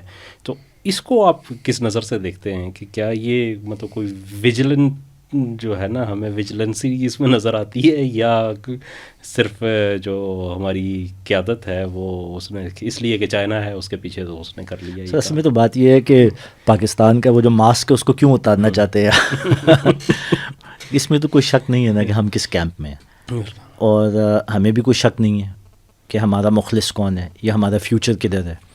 تو ہوا کا رخ سر، انٹیلیجنٹ قوم ہے پاکستانی، جو بھی کہہ لیں ہے تو انٹیلیجنٹ قوم، ہوا کے رخ کو بڑی اچھی طرح جانچتے ہیں. انڈیا ہمیشہ سے ہسٹری کی غلط سائڈ پہ رہا ہے، ہم ٹھیک سائڈ پہ رہے. ہم پہلے بھی ایگزسٹنگ سپر پاور کی صحیح سائڈ پہ تھے، آج ہم ایمرجنگ کی صحیح سائڈ پہ ہیں. لیکن سر بات یہ ہے کہ سونر اور later we would have to decide. یہ ہو ہی نہیں سکتا کہ ہم 2 سپر پاورز کے بیک یارڈ میں ہیں جہاں پہ اس کی ٹرف وار چل رہی ہے اور ہم جو ہے وہ نیوٹرل رہیں.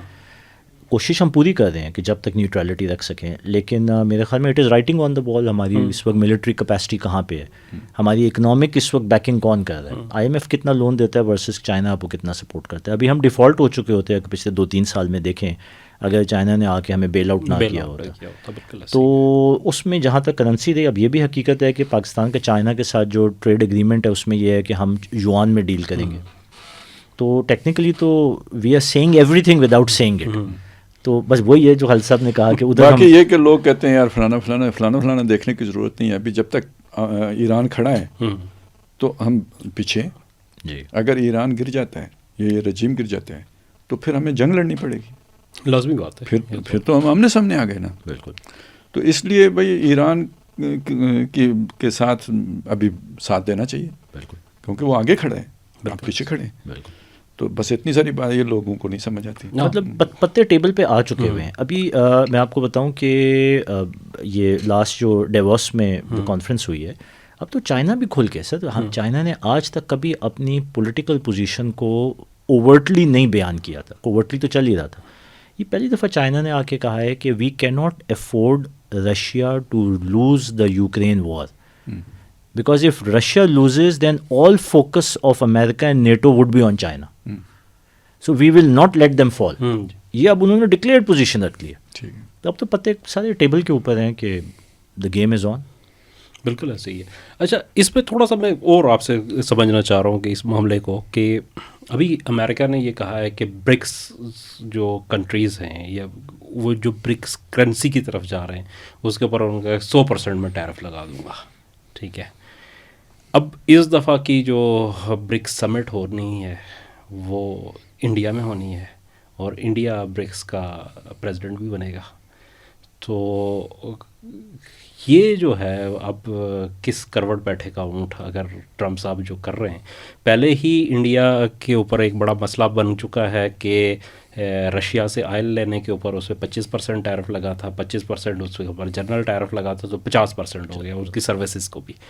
ابھی اس نے ٹرمپ نے دھمکی دی تھی کہ اگر جو ہے جو ممالک ایران کے ساتھ ٹریڈ کر رہے ہیں تو وہاں پہ ان کے اوپر 25% فردر جو ہے نا ٹیرف ہم لگا دیں گے. تو انڈیا تو بیک آؤٹ کر گیا وہاں سے. چابہار کی انہوں نے پورٹ جس کے اوپر وہ $1 بلین انویسٹ کر چکے تھے اور اپنا سب سے بڑا اسٹریٹجک پوائنٹ اس کو بنایا تھا انہوں نے, جس کے اوپر ایسٹ ویسٹ وہ ٹرانسپورٹ کوریڈور بھی بنا رہے تھے, وہ ساری چھوڑ کے وہ تو اب نکل گئے ہیں وہاں سے آلموسٹ چیزیں لپیٹ کے. تو بہت ساری تو نکال دی ہیں اور باقی بھی ختم ہو رہی ہیں. تو اس سینیریو میں جب اب ٹرمپ صاحب اتنے ڈسپریٹ ہو گئے ہیں اور اگلی دفعہ تاج جو ہے نا آپ کے سر پہ آ رہا ہے, تو اب کہاں کھڑے ہوں گے مودی صاحب ذرا؟ سر میرے خیال میں یہ جو کننڈرم ہے نا, جی, اس کو سب سے اچھا تو خالد صاحب ایکسپلین کرتے ہیں, کیونکہ اس کے پیچھے پرسنالٹیز, ان کا رول اور ان کے جو لائلٹیز ہیں وہ دیکھنے کی چیز ہے. یہ مطلب یہ سطح والی چیزیں ہیں نہیں. میں آپ کو مطلب تھوڑی سی چیز کر کے پھر میں خالد صاحب کو ہینڈ اوور کروں گا, کیونکہ یہ جو کہتے ہیں نا کہ یہ تو ہم نے بھی ان سے سیکھا ہے جو پردوں کے پیچھے کیا. لیکن سر سیدھی سی بات ہے کہ یہ کتنا اوبویس ہے کہ مودی نے جو بھی پوزیشن لی ہے بحیثیت ایک نیشنلسٹ ہونے کے انڈیا کے خلاف ہے انٹرسٹ میں. اسی طرح جو ٹرمپ کر رہا ہے وہ ساری جو پوزیشنز لے رہا ہے وہ کیا امریکہ کے انٹرسٹ میں. ایک طرف وہ ماگا والی موومنٹ میک امریکہ گریٹ اگین, ٹھیک ہے نا, اینڈ امریکہ فرسٹ. دوسری طرف ہر وہ کام کر رہا ہے جس سے امریکہ کی معیشت جو ہے نا وہ ڈوبنے جا رہی ہے.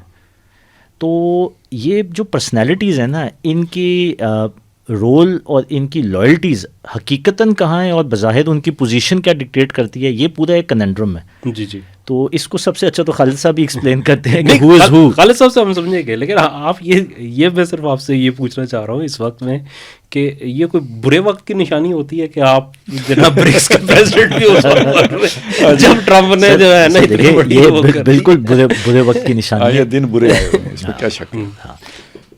اچھا, اصل میں دیکھیں سادی سی بات ہے, وہ جو بات آپ نے کہی ہے چھوڑیں, لمبی باتوں کو چھوڑیں.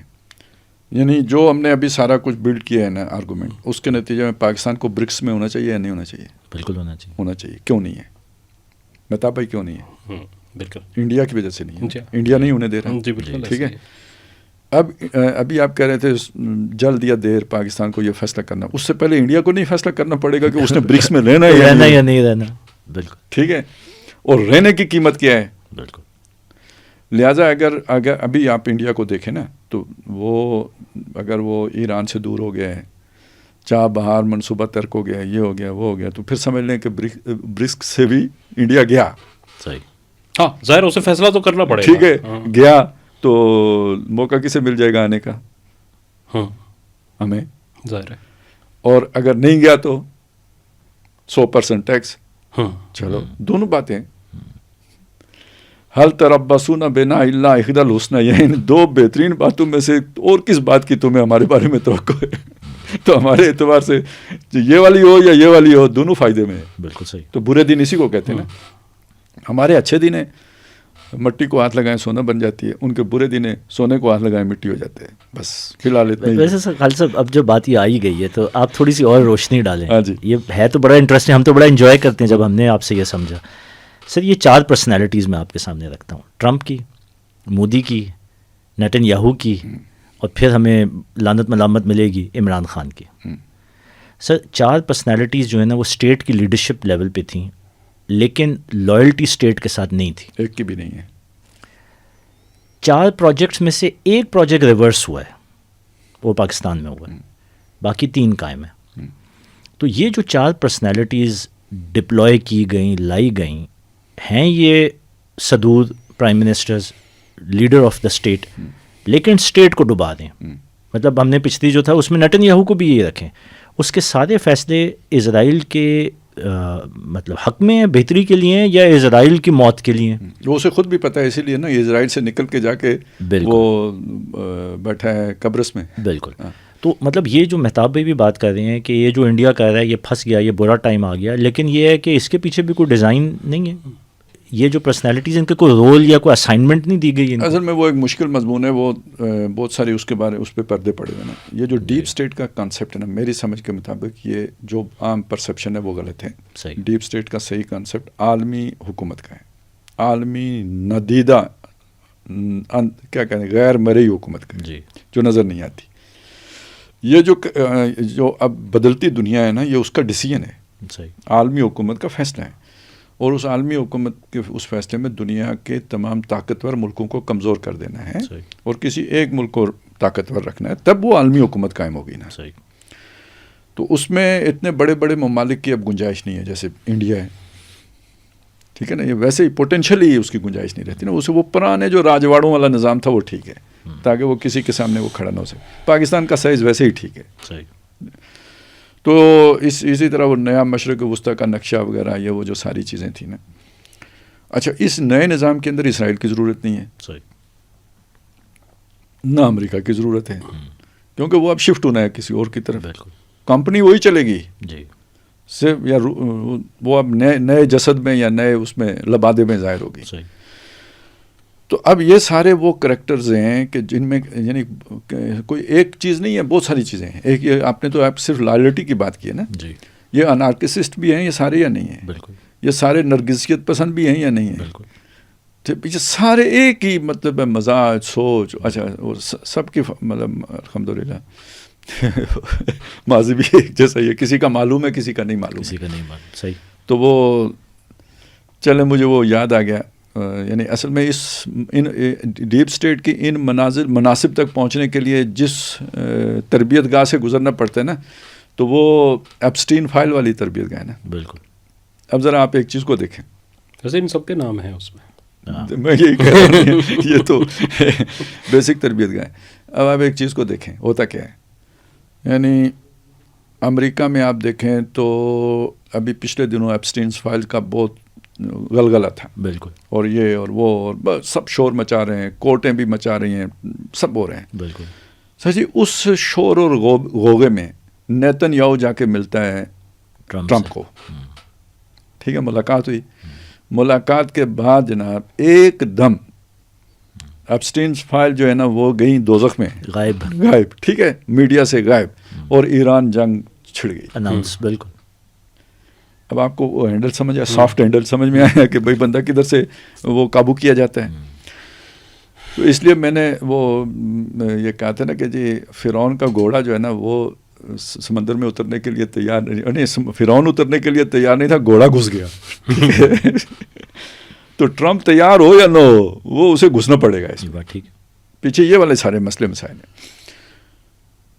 یہ مودی کے بارے میں لوگ نہیں جانتے، لیکن اس کی بھی فیملی لائف ڈسٹرب ہے، اور بیچ میں ایک پیریڈ ہے نا اس کا ماضی کا جو غائب ہے، جس کا کوئی ریکارڈ نہیں ہے کہ بھئی کدھر تھا، کہاں تھا، کیا کر رہا تھا، کوئی پتہ نہیں ہے. تو وہ اس سے وہ کسی جزیرے کا اندازہ لگا لیں یا جو بھی آپ نے لگانا ہے.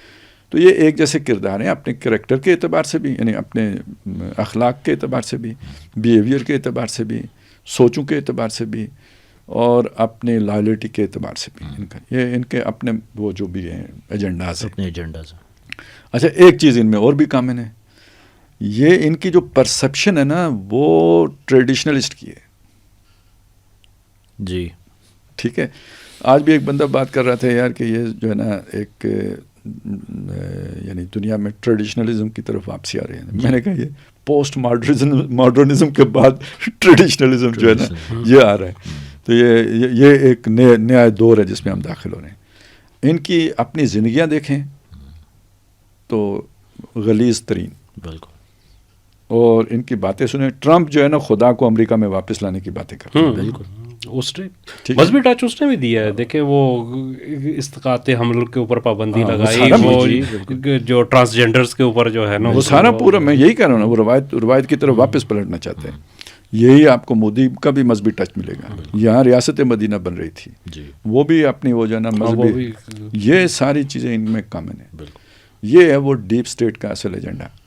اور یہ اس وقت مذہب ایک ٹول کے طور پر, یا یہ جو ہے نا یہ روایت پرستی ایک یعنی تقسیم اور لڑاؤ کے لیے ایک ہتھیار کے طور پر استعمال ہو رہی ہے. تو یہ گویا جدید اور قدیم کا تصادم بنایا جا رہا ہے. یہ مذہب کو بیچ میں ویسے چونکہ اس کو قدامت کے ساتھ جوڑ دیتے ہیں نا, اس لیے مذہب بیچ میں آ گیا ہے. یا یہ کہہ لیں کہ قدیم تہذیب کا چونکہ وہ انحصار مذہب کے اوپر تھا تو اس لیے بیچ میں مذہب بھی رگڑے میں آ جاتا ہے. ہیومن موٹیویشن کے لیے بھی تو یہ وہ اس وجہ سے. تو اصل میں تو یہ جدید اور قدیم کا ٹکراؤ ہے. صحیح. اور وہ اس کی طرف اسے لے کے جا رہے ہیں. اور یہ سرمایہ دار کو یہ ماڈل سوٹ کیوں کر رہا ہے؟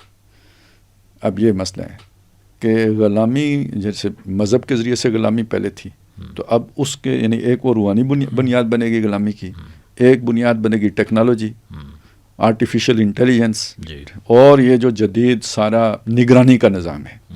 تو ایک جو آزادی کا تصور ہے وہ بالکل ختم ہو جائے گا. بالکل. تو یہ چونکہ ماڈرنزم اس آزادی کے تصور پر کھڑا تھا, سمجھ رہے نا, تو اس کے مقابلے میں یہ ایک جو ہے نا اینٹی تھیسس جو ہے نا یہ کریٹ کیا گیا ہے. صحیح. اب یہ ٹکراؤ دنیا میں مختلف ممالک میں ہے, لیکن اب امریکہ میں بھی کھل کے آ گیا ہے. بالکل. یعنی اوپر آ کے ٹرمپ بیٹھ گیا ہے اس ایجنڈے کے ساتھ. بالکل. اور نیو یارک کا میئر کون جیتا ہے جی؟ وہ دوسرے ایجنڈے کے ساتھ. تو یہ گویا پولرائزیشن امریکی سوسائٹی کے اندر بھی موجود ہے. بالکل. اور یعنی اس کے اندر ابھی وہ ہے, مطلب پنڈولم کی طرح جھول رہا ہے, سوئنگ ہے, کبھی ایک طرف ہو جاتا ہے کبھی دوسری طرف ہو جاتا ہے. یعنی امریکی سوسائٹی ابھی سیٹل نہیں ہوئی ہے کسی ایک طرف. اور سر اس وقت بھی رائٹس امریکہ میں چل رہے ہیں. یہ جو امیگریشن کے خلاف ٹرمپ نے ساری جو موو کی ہے, یہ ان کا جو شہر ہے مینوپولس, اس میں ابھی ٹرمپ نے کل کہا ہے کہ اگر یہ رائٹس نہ قابو ہوئے تو میں فوج لے آؤں گا. اصل میں یہ دیکھیں نا, کوئی بھی ڈیموکریٹ ہوتا ہے تو اس طرح کی اتنے ایک دم یہ ریئیکشن نہیں دیتا. یہ ہوتا ہے ایک مذہبی جو جنونی ہوتا ہے وہ اس طرح کے کام کرتا ہے. تو یہ مطلب ٹرمپ جیسے لوگ پھر یہ کام کریں گے. اب یہ ہندوتوا والے بھی ادھر ہی تو آ کے کھڑے ہوئے ہیں. بالکل. یہ سمجھ لیں سارے ایک ہی طرح کے لوگ ہیں. اچھا, ویسے یہ بھی ان کی مشترکات میں ایک یہ چیز بھی شامل ہے کہ یہ بھی امیگریشن کی پالیسی جو ہے نا انڈیا کے اندر بھی وہ کہتے ہیں کہ غیر ملکیوں کو ہم نے نکالنا ہے, بلکہ غیر ملکی کیا ہے وہ مطلب مسلمانوں کو, لیکن وہ نام تو اس کو وہی دے رہے ہیں نا کہ وہ نیشنل رجسٹریشن سینٹر جو انہوں نے بنایا. جی ان کا جو منصوبہ ہے نا یہ تو بہت خطرناک ہے. یہ مسلمان اگر رہیں گے تو یعنی ان کے کوئی رائٹس نہیں ہوں گے. جب وہ کہتے ہیں نا, یہ دیکھیں نا, وہ سمجھ نہیں آتی لوگوں کو کہ کوئی کیا کہہ رہے ہیں. کہتے ہیں بھائی سٹیزن شپ کس کی ہوگی. تو جس کی سٹیزن شپ نہیں ہوتی تو اس کو تو وہاں جائیداد بنانے کا حق ہی نہیں ہوتا. وہ تو اسٹیٹ لیس ہے. ٹھیک ہے, اس کا کوئی رائٹ نہیں ہوتا وہاں پہ. یہ برما میں تو یہ اس کی پریکٹس ہو چکی ہوئی ہے نا. بالکل. یہ جو مسلمانوں کی وہاں پہ وہ ہوا تھا سارا, تو اس کے پیچھے یہی انہوں نے بھی وہ سٹیزن شپ ان حقوق ختم کر دیے تھے. اب بہاری بیٹھے ہوئے ہیں جو بنگلہ دیش میں, ان کے سٹیزن شپ وہاں پہ نہیں ہے, تو وہ وہاں کوئی نہ چیز خرید سکتے ہیں نہ کچھ کر سکتے ہیں. یہ وہ چیزیں جو لے کے آنا چاہتے ہیں مسلمانوں کے لیے ہندوستان میں. سر کروڑوں مسلمان تو نکالے نہیں جا سکتے, مارے بھی نہیں جا سکتے. تو وہ ان کو اس جگہ پہ آپ لے کے آ جائیں گے تو وہ بس کاٹ کباڑ ہیں, بھینس بکری ہیں. اور مہتاب بھائی یہ ہمیں یاد رکھنا چاہیے کہ نیتن یاہو کی بھی جتنی سیاست ہے وہ ساری رائٹ ونگ کی. نیتن یاہو کو جو ووٹ بینک ملتا ہے وہ اس کا رائٹ ونگ کا ملتا ہے. تو یہ مذہبی ٹچ جو ہے نا, یہ صحیح کہا خالد صاحب نے, مطلب یہ اس وقت پریویلنٹ ٹول ہے یوز کرنے کے لیے. اچھا, ویسے ایک چیز اگر اس اسپیسیفک پوائنٹ کے اوپر آپ دیکھیں تو یہ وہی چیز ہے جو اپارٹھائڈ جو اسرائیل نے, سر یہ ایران کے لیے بھی یہی چاہ رہے تھے نا. وہ رضا پہلوی جو تھا وہ بھی تو ایک ایسی شخصیت تھی, وہ بس وہ بیچارہ ناکام ہو گیا کیونکہ ادھر زیادہ گاڑی شان کے مذہبی بیٹھے ہوئے تھے. اچھا لطاف بھائی، وہ جو آپ نے سوال کیا تھا نا، اس میں یہ جو چیز میں لے کے سر جی اسی کے ساتھ ایک چیز کو جمع کر لیں، چونکہ وہ یہ بھی دیکھ لیں جی سر، کہ اس کا جو ریئیکشن پیدا ہوتا ہے نا وہ ہمارے جس نوجوان طبقے کے اندر، تو وہ شدید والا مذہبی بنتا ہے. اچھا اس کو اور مسالہ لگا کے نا تو اس کو فیسیلیٹیٹ کر دیتے ہیں اور اسے ریاست کے ساتھ ٹکرا دیتے ہیں.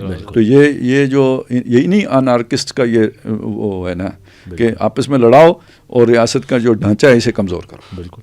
اچھا سر، اس کی جو مثال ہے وہ یہ ہے کہ وہ جو پازیٹیو سوچ رکھنے والے، وہ جو آپ کا بیلنسڈ طبقہ تھا، وہ چاہے امریکہ میں ہو، اسرائیل میں ہو، انڈیا میں ہو یا پاکستان میں ہو، سب نے اس سب شدت پسندی کی مخالفت کی ہے. اس میں آپ کے انٹلیکچوئلس بھی ہیں، اس میں آپ کے لبرلز بھی ہیں، اور وہ آرٹیکل کیا تو بیانیے کیا، لیکن یہ ہے کہ بہرحال یہ اتنی مضبوط فورس ہے. اچھا مہتاب بھائی، جو آپ بات کر رہے تھے نا، یہ جو انڈیا والی ساری، سر میں اس میں یہ رکھنا چاہتا ہوں کہ یہ جو مودی ہے، وہ جو آپ نے برکس کی بات کی اور کہا کہ مودی اب کہیں پھنس گیا آ کے، سر یہ بات کرنے کا مقصد یہ تھا کہ آپ ذہن میں رکھیں کہ مودی کا ایجنڈا اور انڈیا کا ایجنڈا ضروری نہیں ہے ایک پیج پہ. بالکل ایسے ہی. اور یو کین ایکسپیکٹ کہ اس سارے کچھ کے باوجود بھی جانتے ہوئے کہ انڈیا کو خطرہ ہے یا نقصان ہے یا برکس سے نکلنے سے معیشت نقصان دہ ہوگی، پھر بھی کچھ ایکسٹریم کا آپ ایکسپیکٹ کر سکتے ہیں انڈیا سے بھی اور مودی سے بھی، جی، وچ انکلوڈس کہ پاکستان انڈیا جس جگہ پہ پہنچ گیا نا ادھر سے مودی بھی ریورس کرنا چاہے نہیں کر سکتے. دیکھیں پاکستان میں یہ سارا جو تھا نا یہ تھا نقلی، جی، یہ زمین کے اوپر درخت اگایا گیا تھا، بالکل ٹھیک ہے، تو پودا لگایا گیا تھا، اس کی جڑیں اکھاڑنا بہت آسان تھا. بالکل وہ جھاگ تھا. جھاگ تھا. جی. انڈیا میں یہ سارا ڈیپ روٹیڈ ہے، ٹھیک ہے، بہت ڈیپ روٹیڈ ہے. اس کے پیچھے وہ ہندو فلسفی ہے پوری، جی، اس کے اوپر یہ کھڑا کیا گیا ہے. ان کی وہ جو جماعت ہے، یہ تو پولیٹیکل ونگ ہے نا، جو یہ مودی ہے، بی جے پی پولیٹیکل ونگ ہے. اس کے پیچھے جو اصل مدر آرگنائزیشن ہے نا وہ ہے آر ایس ایس. وہ 100 سال سے اوپر کی جماعت ہے، کروڑوں میں اس کے والنٹیئرز ہیں، ٹھیک ہے. وہ یعنی جیسے ایران کا نظام بہت مستحکم ہے، وہ رجیم چینج اتنا آسان نہیں ہے، اس سے کئی گنا زیادہ یہ نظام ہے. اس کو یعنی کوئی اسٹیبلشمنٹ بھی چاہے تو نہیں اکھاڑ سکتی، ٹھیک ہے. تو انڈیا نے تو لازماً اپنے اس مقدر سے جو انتہا پسندی کے نتیجے میں جو تقدیر لکھی ہوتی ہے نا اس سے دوچار ہو کے رہنا ہے، اور وہ اس کے سوا کچھ نہیں ہے کہ اس نے ٹکڑے ہونا ہے. تو لیکن یہ کہ یہ جو سارا ہم نے گنا نا، اس میں صرف پاکستان ہے کہ جو ایک یعنی اگر آپ اسٹڈی کریں کیس اسٹڈی کہ اس پروسیس سے کوئی بچتا کیسے ہے تو وہ پاکستان کو اسٹڈی کرے. بالکل وہ ٹریپ سے نکلا تو پاکستان، صرف پاکستان نکلا. بالکل باقی ابھی سارے پھنسے ہوئے ہیں. اب وہ اسرائیل بھی نہیں نکل پا رہا، وہ نہ نکل سکتا ہے، وہ بھی نہیں نکل سکتا. اور امریکہ میں بھی بس خانہ جنگی آپ سمجھیں کہ وہ اب ہو سکتا ہے 10 سال لگ جائیں، لیکن یہ کہ بڑھ وہ خانہ جنگی کی طرف ہی رہے. اور اس میں کوئی کسی اور نے چابی دے دی بیچ میں، مثلا کسی موقع پہ فرض کریں کسی جن لوگوں کے وہاں پہ اثر و رسوخ ہیں، جیسے اسرائیل کے ہیں، جیسے ایپسٹین فائلز والوں کے ہیں، اس طرح کے جن اگر فرض کریں کسی نے اس عمل کو جو چل رہا ہے چابی دے دی، ٹریگر کر دیا، تو جلدی بھی ہو سکتے ہیں، 6 مہینے کے اندر بھی ہو سکتے ہیں، اور ہو سکتا ہے یہ اس کے 4 سال ہیں نا، تو بعد میں پتہ نہیں کون آ جائے. تو خالد صاحب میں 2 پوائنٹس اسپیشلی انڈیا کے حوالے سے اب دونوں حضرات کی موجودگی میں جو ہے اس کو بیان کرنا چاہ رہا ہوں کہ دیکھیں، ایک انڈیا کے اوپر جو 25% ٹیرف لگا وہ رشین آئل کی وجہ سے لگا، اور مطلب یہ انڈیا کی اکانومی کو جامد کرنے کی سب سے بڑی وجہ بنی. ظاہر امریکہ سب سے بڑا ٹریڈ پارٹنر تھا جہاں ایکسپورٹ کر رہا تھا، امپورٹ تو وہ چائنا سے زیادہ کر رہا ہے لیکن ایکسپورٹ سب سے زیادہ انڈیا کو کر رہا تھا. وہاں پہ جب لگ گیا اتنا بڑا ٹیرف تو آپ کی یہ جو ہے نا وہ خاصی نیچے آ گئی وہاں پہ صورتحال. لیکن خود یورپی یونین کے ایک آرگنائزیشن کی رپورٹ تھی اور اس کے بعد یہ چیز ہائی لائٹ ہوئی انڈیا کے اندر بھی، اگرچہ کہ میڈیا نے بہت زیادہ نہیں کیا، چند ایک اس نے جو ہے نا میڈیا آؤٹ لیٹس نے اسے بیان کیا کہ جتنا آئل امپورٹ ہو رہا تھا اس کا انڈین عوام کو کوئی فائدہ نہیں تھا. انڈین عوام کو وہ آئل اسی ریٹ پہ مل رہا تھا جس ریٹ پہ جو ہے وہ مڈل ایسٹ سے یا جو ہے امریکن آئل کی جو پرائس تھی وہ اسی کے اوپر مل رہا. چند لوگ تھے بیچ میں 5 سے 6 لوگ جن کی جیبوں میں وہ سارا پیسہ جا رہا تھا، جن کی شادیاں بہت مہنگی بڑی لمبی وہ تو اڈانی امبانی گروپس جو ہے اسے، اور اس کا جو نقصان ہے وہ پوری انڈین اکانومی برداشت کر رہی ہے، انڈیا کے تمام غریب لوگ برداشت کر رہے ہیں. ایک تو یہ جو ہے نا وہ چیز بڑی دلچسپ ہے. اچھا دوسری چیز، انڈیا کے اندر بہت سارے جو ان کے اپنے جو یونیورسٹیز کے پروفیسرز ہیں اور جو چیزوں کو پریڈکٹ کر رہے ہیں، انہوں نے یہ بات کہی ہے، اور اس سے پہلے بھی کہی تھی 2-3 سال پہلے سے بھی، مطلب جب الیکشن ہو رہے تھے اس دوران بھی، کہ اگر اب جو صورتحال انہوں نے پیدا کر دی ہے وہاں پہ، اس کے اندر اگر جو مودی یا بی جے پی کل الیکشن ہارتی ہے تو یہ جو پورا کیڈر ہے یہ اس کو تسلیم نہیں کرے گا. یہ رائٹس کریں گے، یہ سڑکوں پہ آئیں گے، یہ مار دھاڑ کریں گے. اور دوسری چیز یہ ہے کہ اس کو کنٹرول کرنے کے جتنے انسٹرومنٹس ہو سکتے ہیں اسٹیٹ کے پاس، وہ بھی سارے پولیٹیسائز ہو گئے. آپ انڈین آرمی کو دیکھیں اگر، تو روز جو ان کے جرنیل کر رہے ہوتے ہیں پریس کانفرنس، مطلب آرمی چیف پریس کانفرنس کرے گا، چلیں ٹھیک ہے. مطلب پاکستان میں تو پھر بھی ہم یہ کہتے تھے کہ پاکستان میں آرمی کا سیاست کے اندر ایک دخل ہے جس کے خلاف لوگ بولتے بھی ہیں، بات بھی. انڈیا میں تو نہیں تھا، ہر دوسرے روز ان کا آرمی چیف. اور وہ پولیٹیکل ایجنڈا جو مودی صاحب یا امت شاہ صاحب جو ہے بیان کرتے ہیں، وہی ان کی آرمی بھی آ کے کر رہی ہوتی ہے. اب کو 4 مہینے بعد وہ آ کے بتاتے ہیں کہ نہیں، ہم نے پاکستان کے اتنے جہاز گرا دیے تھے، اتنے جہاز آن گراؤنڈ ہم نے تباہ کر دیے تھے اس کے اندر، اور وہ کہتے ہیں کہ جی ہم تیار تھے، پاکستان نے ڈر کے وہ کر لیا.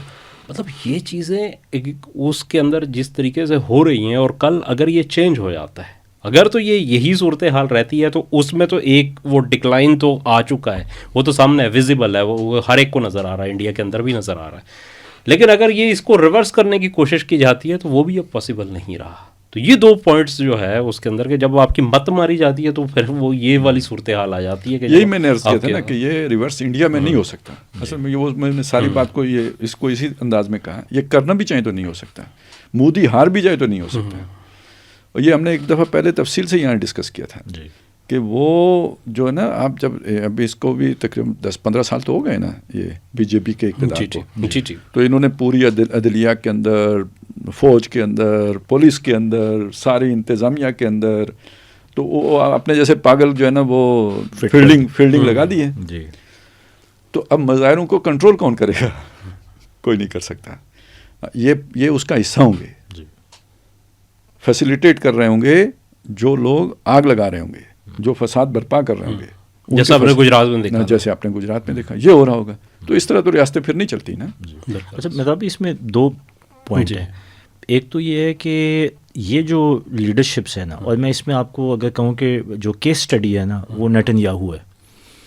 جب یہ پرسنالٹیز ود دا ایجنڈا، کیونکہ پیچھے تو ان کی جماعتیں ہیں نا، اور آگے انڈیویژول ہے اور اس کا اپنا ایک مفاد ہے، جب ان کو نظر آ رہا ہے کہ آپ کی پاور ریسیڈ ہو رہی ہے، یا الیکشن تک جانے پہ رزلٹ جو ہے وہ آپ کے اگینسٹ آئے گا، سر یہ کیونکہ نارسسٹ ہیں، یہ کسی بھی قیمت کے اوپر وہ آؤٹ کم لینے ہی نہیں دیں گے. اچھا اس کا ایک مظاہرہ دنیا کی اتنی بڑی ڈیموکریسی امریکہ جیسی جگہ پہ بھی ہم نے دیکھا کہ وائٹ ہاؤس کے اوپر جتھوں نے آ کے اٹیک کیا. کبھی یہ سوچ سکتا تھا؟ جی کیپٹل ہل پورا جو ہے، کیپٹل ہل ٹیک اوور، اور اس کے جو مناظر کوئی دیکھے تو بندہ کو یقین کرتا ہے یہ امریکہ ہے. جس طرح کے وہ پرسنالٹیز تھیں جو آ کے وائٹ ہاؤس کے اندر وہ سینگ پہنے ہوئے، تو شرٹیں اتاری ہوئی، تو مطلب اپنے جسم پہ ٹیٹوز، عجیب، اور کنفیڈریشن کے جھنڈے اٹھا کے. ایگزیکٹلی. اب اس کا ایک کیس ہے نیتن یاہو، جو پولیٹیکلی جب ویک ہو رہا تھا تو اس نے یہ غزہ کیا، تو باقی کیا، تو انٹرنیشنل اوپینین کیا، ہر چیز کی دھجیاں اڑائی ہیں.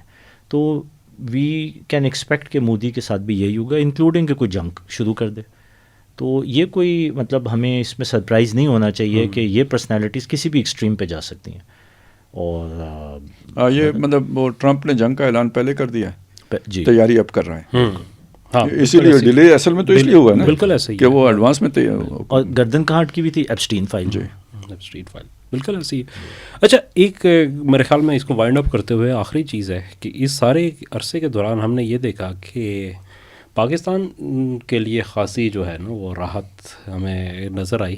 پاکستان کی اکانومی اس طریقے سے بوسٹ تو نہیں کر پائی جس طریقے سے توقع تھی، لیکن یہ ہے کہ ہمارے جہازوں کے آرڈر بہت زیادہ آنا شروع ہو گئے، اتنا آنا شروع ہو گئے کہ وہ اب یہ جو ہے نا لوگ اس بات کی کیلکولیشن کر رہے ہیں کہ بھائی یہ پاکستان اس کو فلفل بھی کر سکتا ہے یا نہیں، اس کی کیپیسٹی ہے یا نہیں. کل میں پڑھا تھا کہ ڈیفینس ڈیلز جو ہے نا اس کا حجم ہے $11 بلین. جی مطلب اٹ از سگنیفیکنٹ.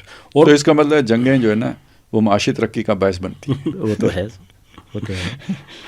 تو کیا مطلب ایک کیوان میں تھوڑا سا اس کے اوپر بھی ذرا گائیڈ کریں گے. یہ والی جو چیز ہوتی ہے اگر مطلب ایک انڈسٹری چلتی ہے آپ کی، وہ چاہے ڈیفینس پروڈکشن کی انڈسٹری ہے، تو یہ ملک کی معیشت کو کیا سپورٹ دے سکتی ہے؟ ہم نے یہ تو سنا تھا کہ جب ریئل اسٹیٹ کی انڈسٹری چلتی ہے، تعمیرات زیادہ ہوتی ہیں، تو پھر ملک کی صنعت کا پہیہ چلنا شروع ہو جاتا ہے. تو کیا ڈیفینس پروڈکشن جو ہوتی ہے اس سے فوج کو یا ایئر فورس کو بھی فائدہ ہوگا، یا وہ ملٹری پروڈکشن کمپنیز کو بھی فائدہ ہوگا، یا ملک کی معیشت میں بھی کچھ بہتری کے آثار ہو سکتے ہیں اس سے؟ جی مہتاب بھائی، تھوڑا سا نا اس بات کو ہم ذرا اور بگر کانٹیکسٹ میں دیکھتے ہیں.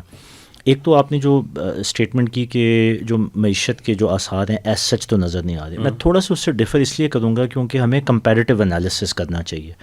اگر آپ پاکستان کو اور پاکستان کی معیشت کو 2003 سے کمپیئر کریں تو اس وقت ہم بہت بہتر جگہ پہ کھڑے ہوئے ہیں.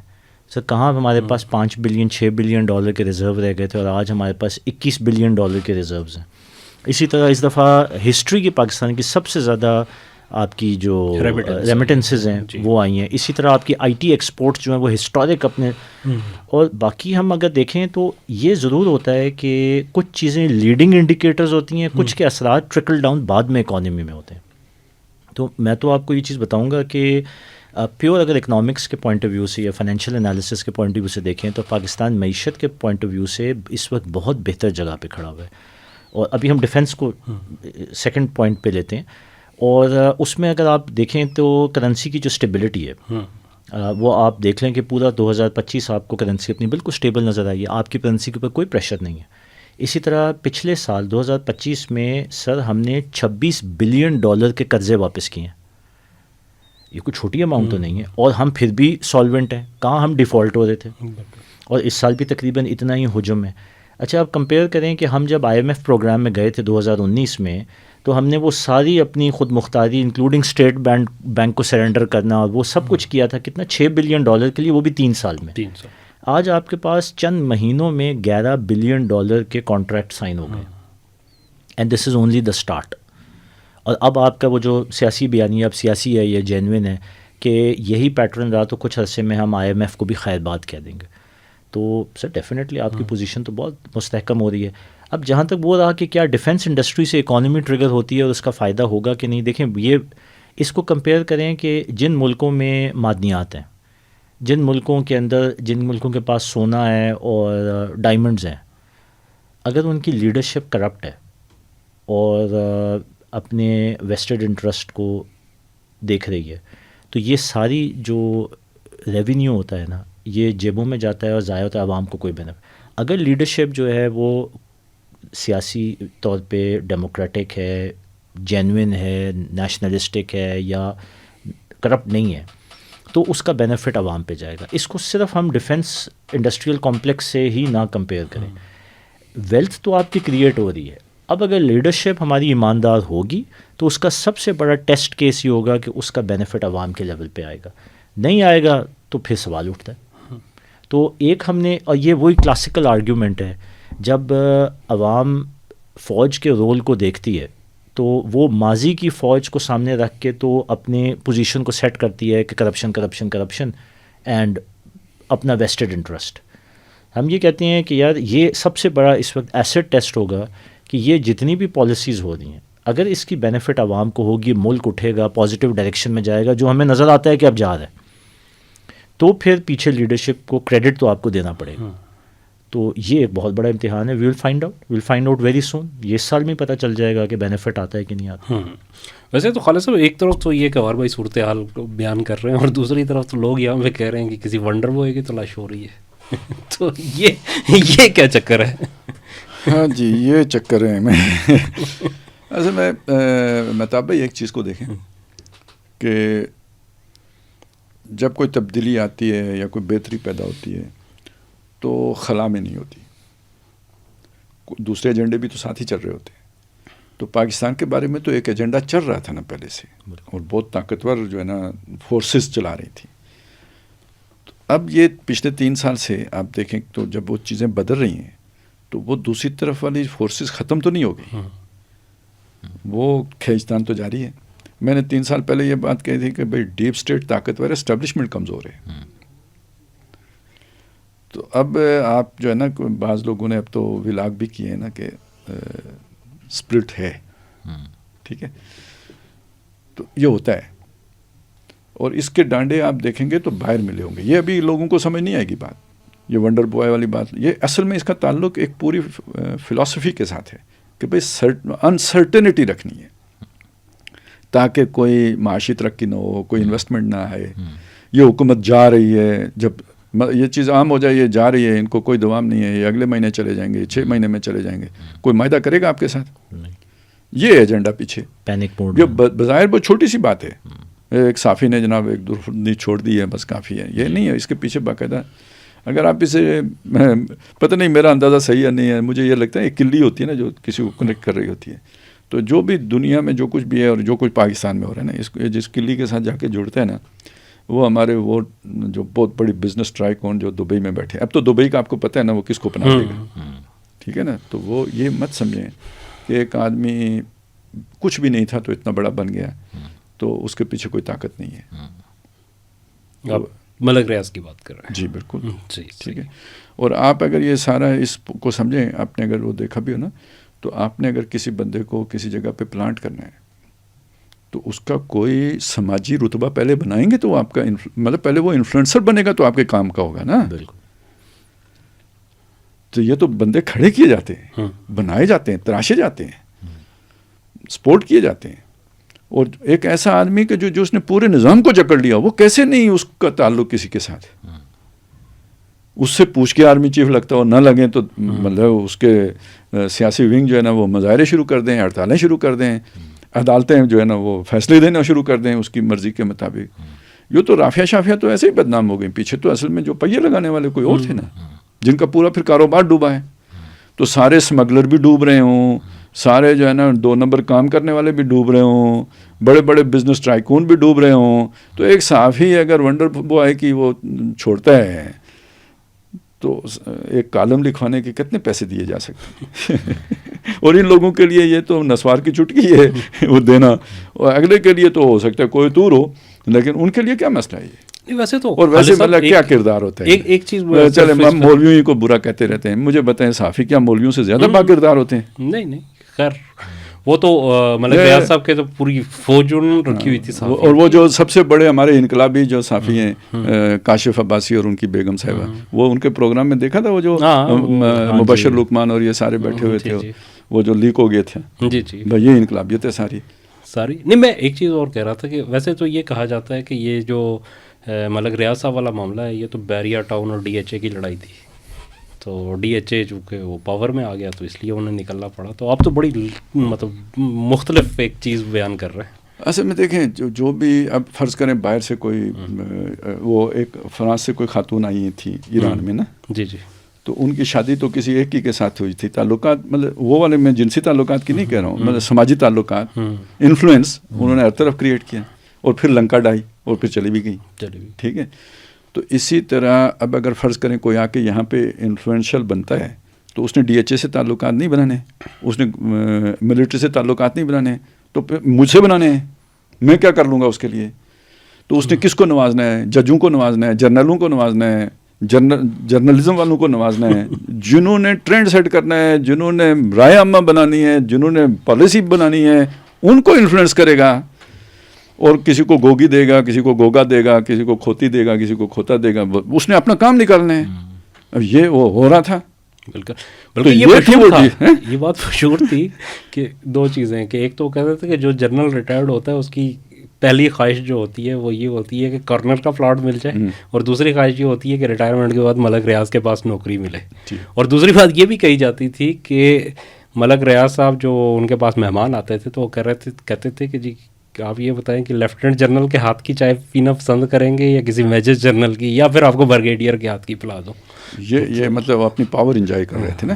لیکن اس کے ساتھ اب آپ سوچیں جب ان کے تعلقات کا یہ لیول ہے تو اگر کوئی پوسٹنگ ہوتی ہے, اہم پوسٹنگ ہوتی ہے, ان کی مرضی کے بغیر ہو سکتی ہے. اب بالفرض میں باہر بیٹھا ہوا اگر چاہ رہا ہوں کہ یہاں پہ یہ پوسٹنگ ہو تو میں نے کس کو استعمال کرنا ہے؟ بالکل ٹھیک ہے, تو دبئی میں تو پناہ نہیں دیتا کہ آپ کے پاکستان میں اتنے پیسے ہیں تو آ جائیں ہمارے پاس پناہ لینے کے لیے. دبئی اس عالمی ڈیپ اسٹیٹ کا اس علاقے کا مطلب وہ فرنٹ مین ہے. اچھا مہتاب بھی ویسے تو جب یہ اتنے بڑے بڑے لوگ, تو یہ آپ نہ سمجھیں کہ ریزسٹنس ختم ہو گئی. جیسے تو نا ریولوشن آتا ہے تو کاؤنٹر ریولوشنری موومنٹس بھی کھڑی ہوتی ہیں. تو یہ اس طرح کی چیزیں یہ چلتی رہیں گی, لیکن دیکھنے والے ان کا ذہن نہیں ہے کہ ان کو اس طرح دیکھ سکیں. وہ سمجھتے ہیں بس صافی نے گپ لگائی ہے. یہ ایسے گپ نہیں ہے, اس کے پیچھے پوری ایک جو ہے نا اسٹریٹجی ہے. بالکل. اور وہ یہ ہے ملک کو ڈسٹیبل کرنے کی. یہ اس لیے میں کہتا ہوں یہ دہشت گردی سے زیادہ خطرناک بات ہے. اتنا دہشت گرد نہیں آپ کو نقصان پہنچاتا جتنا اس طرح کی افواہیں نقصان پہنچاتی ہیں. اور وہ جو آپ سے بات کر رہے تھے نا کہ شاید یہ ڈی ایچ اے کے رائیولری میں ہے, تو یہ رجیم چینج جس کو ہم کہتے ہیں, تو اس سے پہلے تو کون سی رائیولری تھی؟ تو الائنمنٹ تھی. آپ نے خود ہی بتایا ابھی کہ وہ جو نوکریاں ہیں وہ بھی پریفرڈ نوکری ادھر ہی تھی. دوسرا یہ ہے کہ سر ان کے project as a joint venture ہوتے تھے. بالکل. آپ دیکھیں گے کہ جدھر جدھر آپ کو بیریر ٹاؤن ملے گا وہاں آپ کو ڈی ایچ اے ملے گا. یہ تو کولیبوریٹو ایکٹیویٹی تھی. یہ تو ساری جو ہے نا یہ ریورسل ہوا ہے جب رجیم چینج ہوئی. تو یہ تو صرف وہی جنہوں نے بیانیے بنانے ہیں تو وہ بنا رہے کہ یہ شاید ڈی ایچ اے نے ریئیکشن کے اندر کیا, ورنہ تو یہ اسی لیے تو ہم کہتے ہیں کہ ہمیں کچھ امید, یہ جو 3 سال میں چینج ہوا ہے اب ہمیں کو امید نظر آتی ہے, کیونکہ وہ جو فالٹ لائنس تھیں اب ادھر جا کے چیزیں ہٹ ہو رہی ہیں. ورنہ تو پہلے اسٹیٹس کو تھا صرف پوسٹنگز. ابھی سر بہت اور کچھ ہونا ہے. یہ تو مطلب ابھی آپ دیکھ رہے ہیں کچھ نہ کچھ عدلیہ میں ہو رہا ہے. پھر ابھی کیا بیوروکریسی پاک ہو گئی ہے؟ کیا سیاستدان پاک ہو گئے ہیں؟ کیا یہ جو اس وقت پاور میں پارٹیز ہیں یہ پاک ہو گئی ہیں؟ ان کے اندر ان کے لوگ نہیں ہیں کیا؟ ٹھیک ہے, سب چل رہا ہے ابھی. تو ابھی اس کے بغیر اب چلائیں گے کیسے نظام؟ بالکل ٹھیک ہے.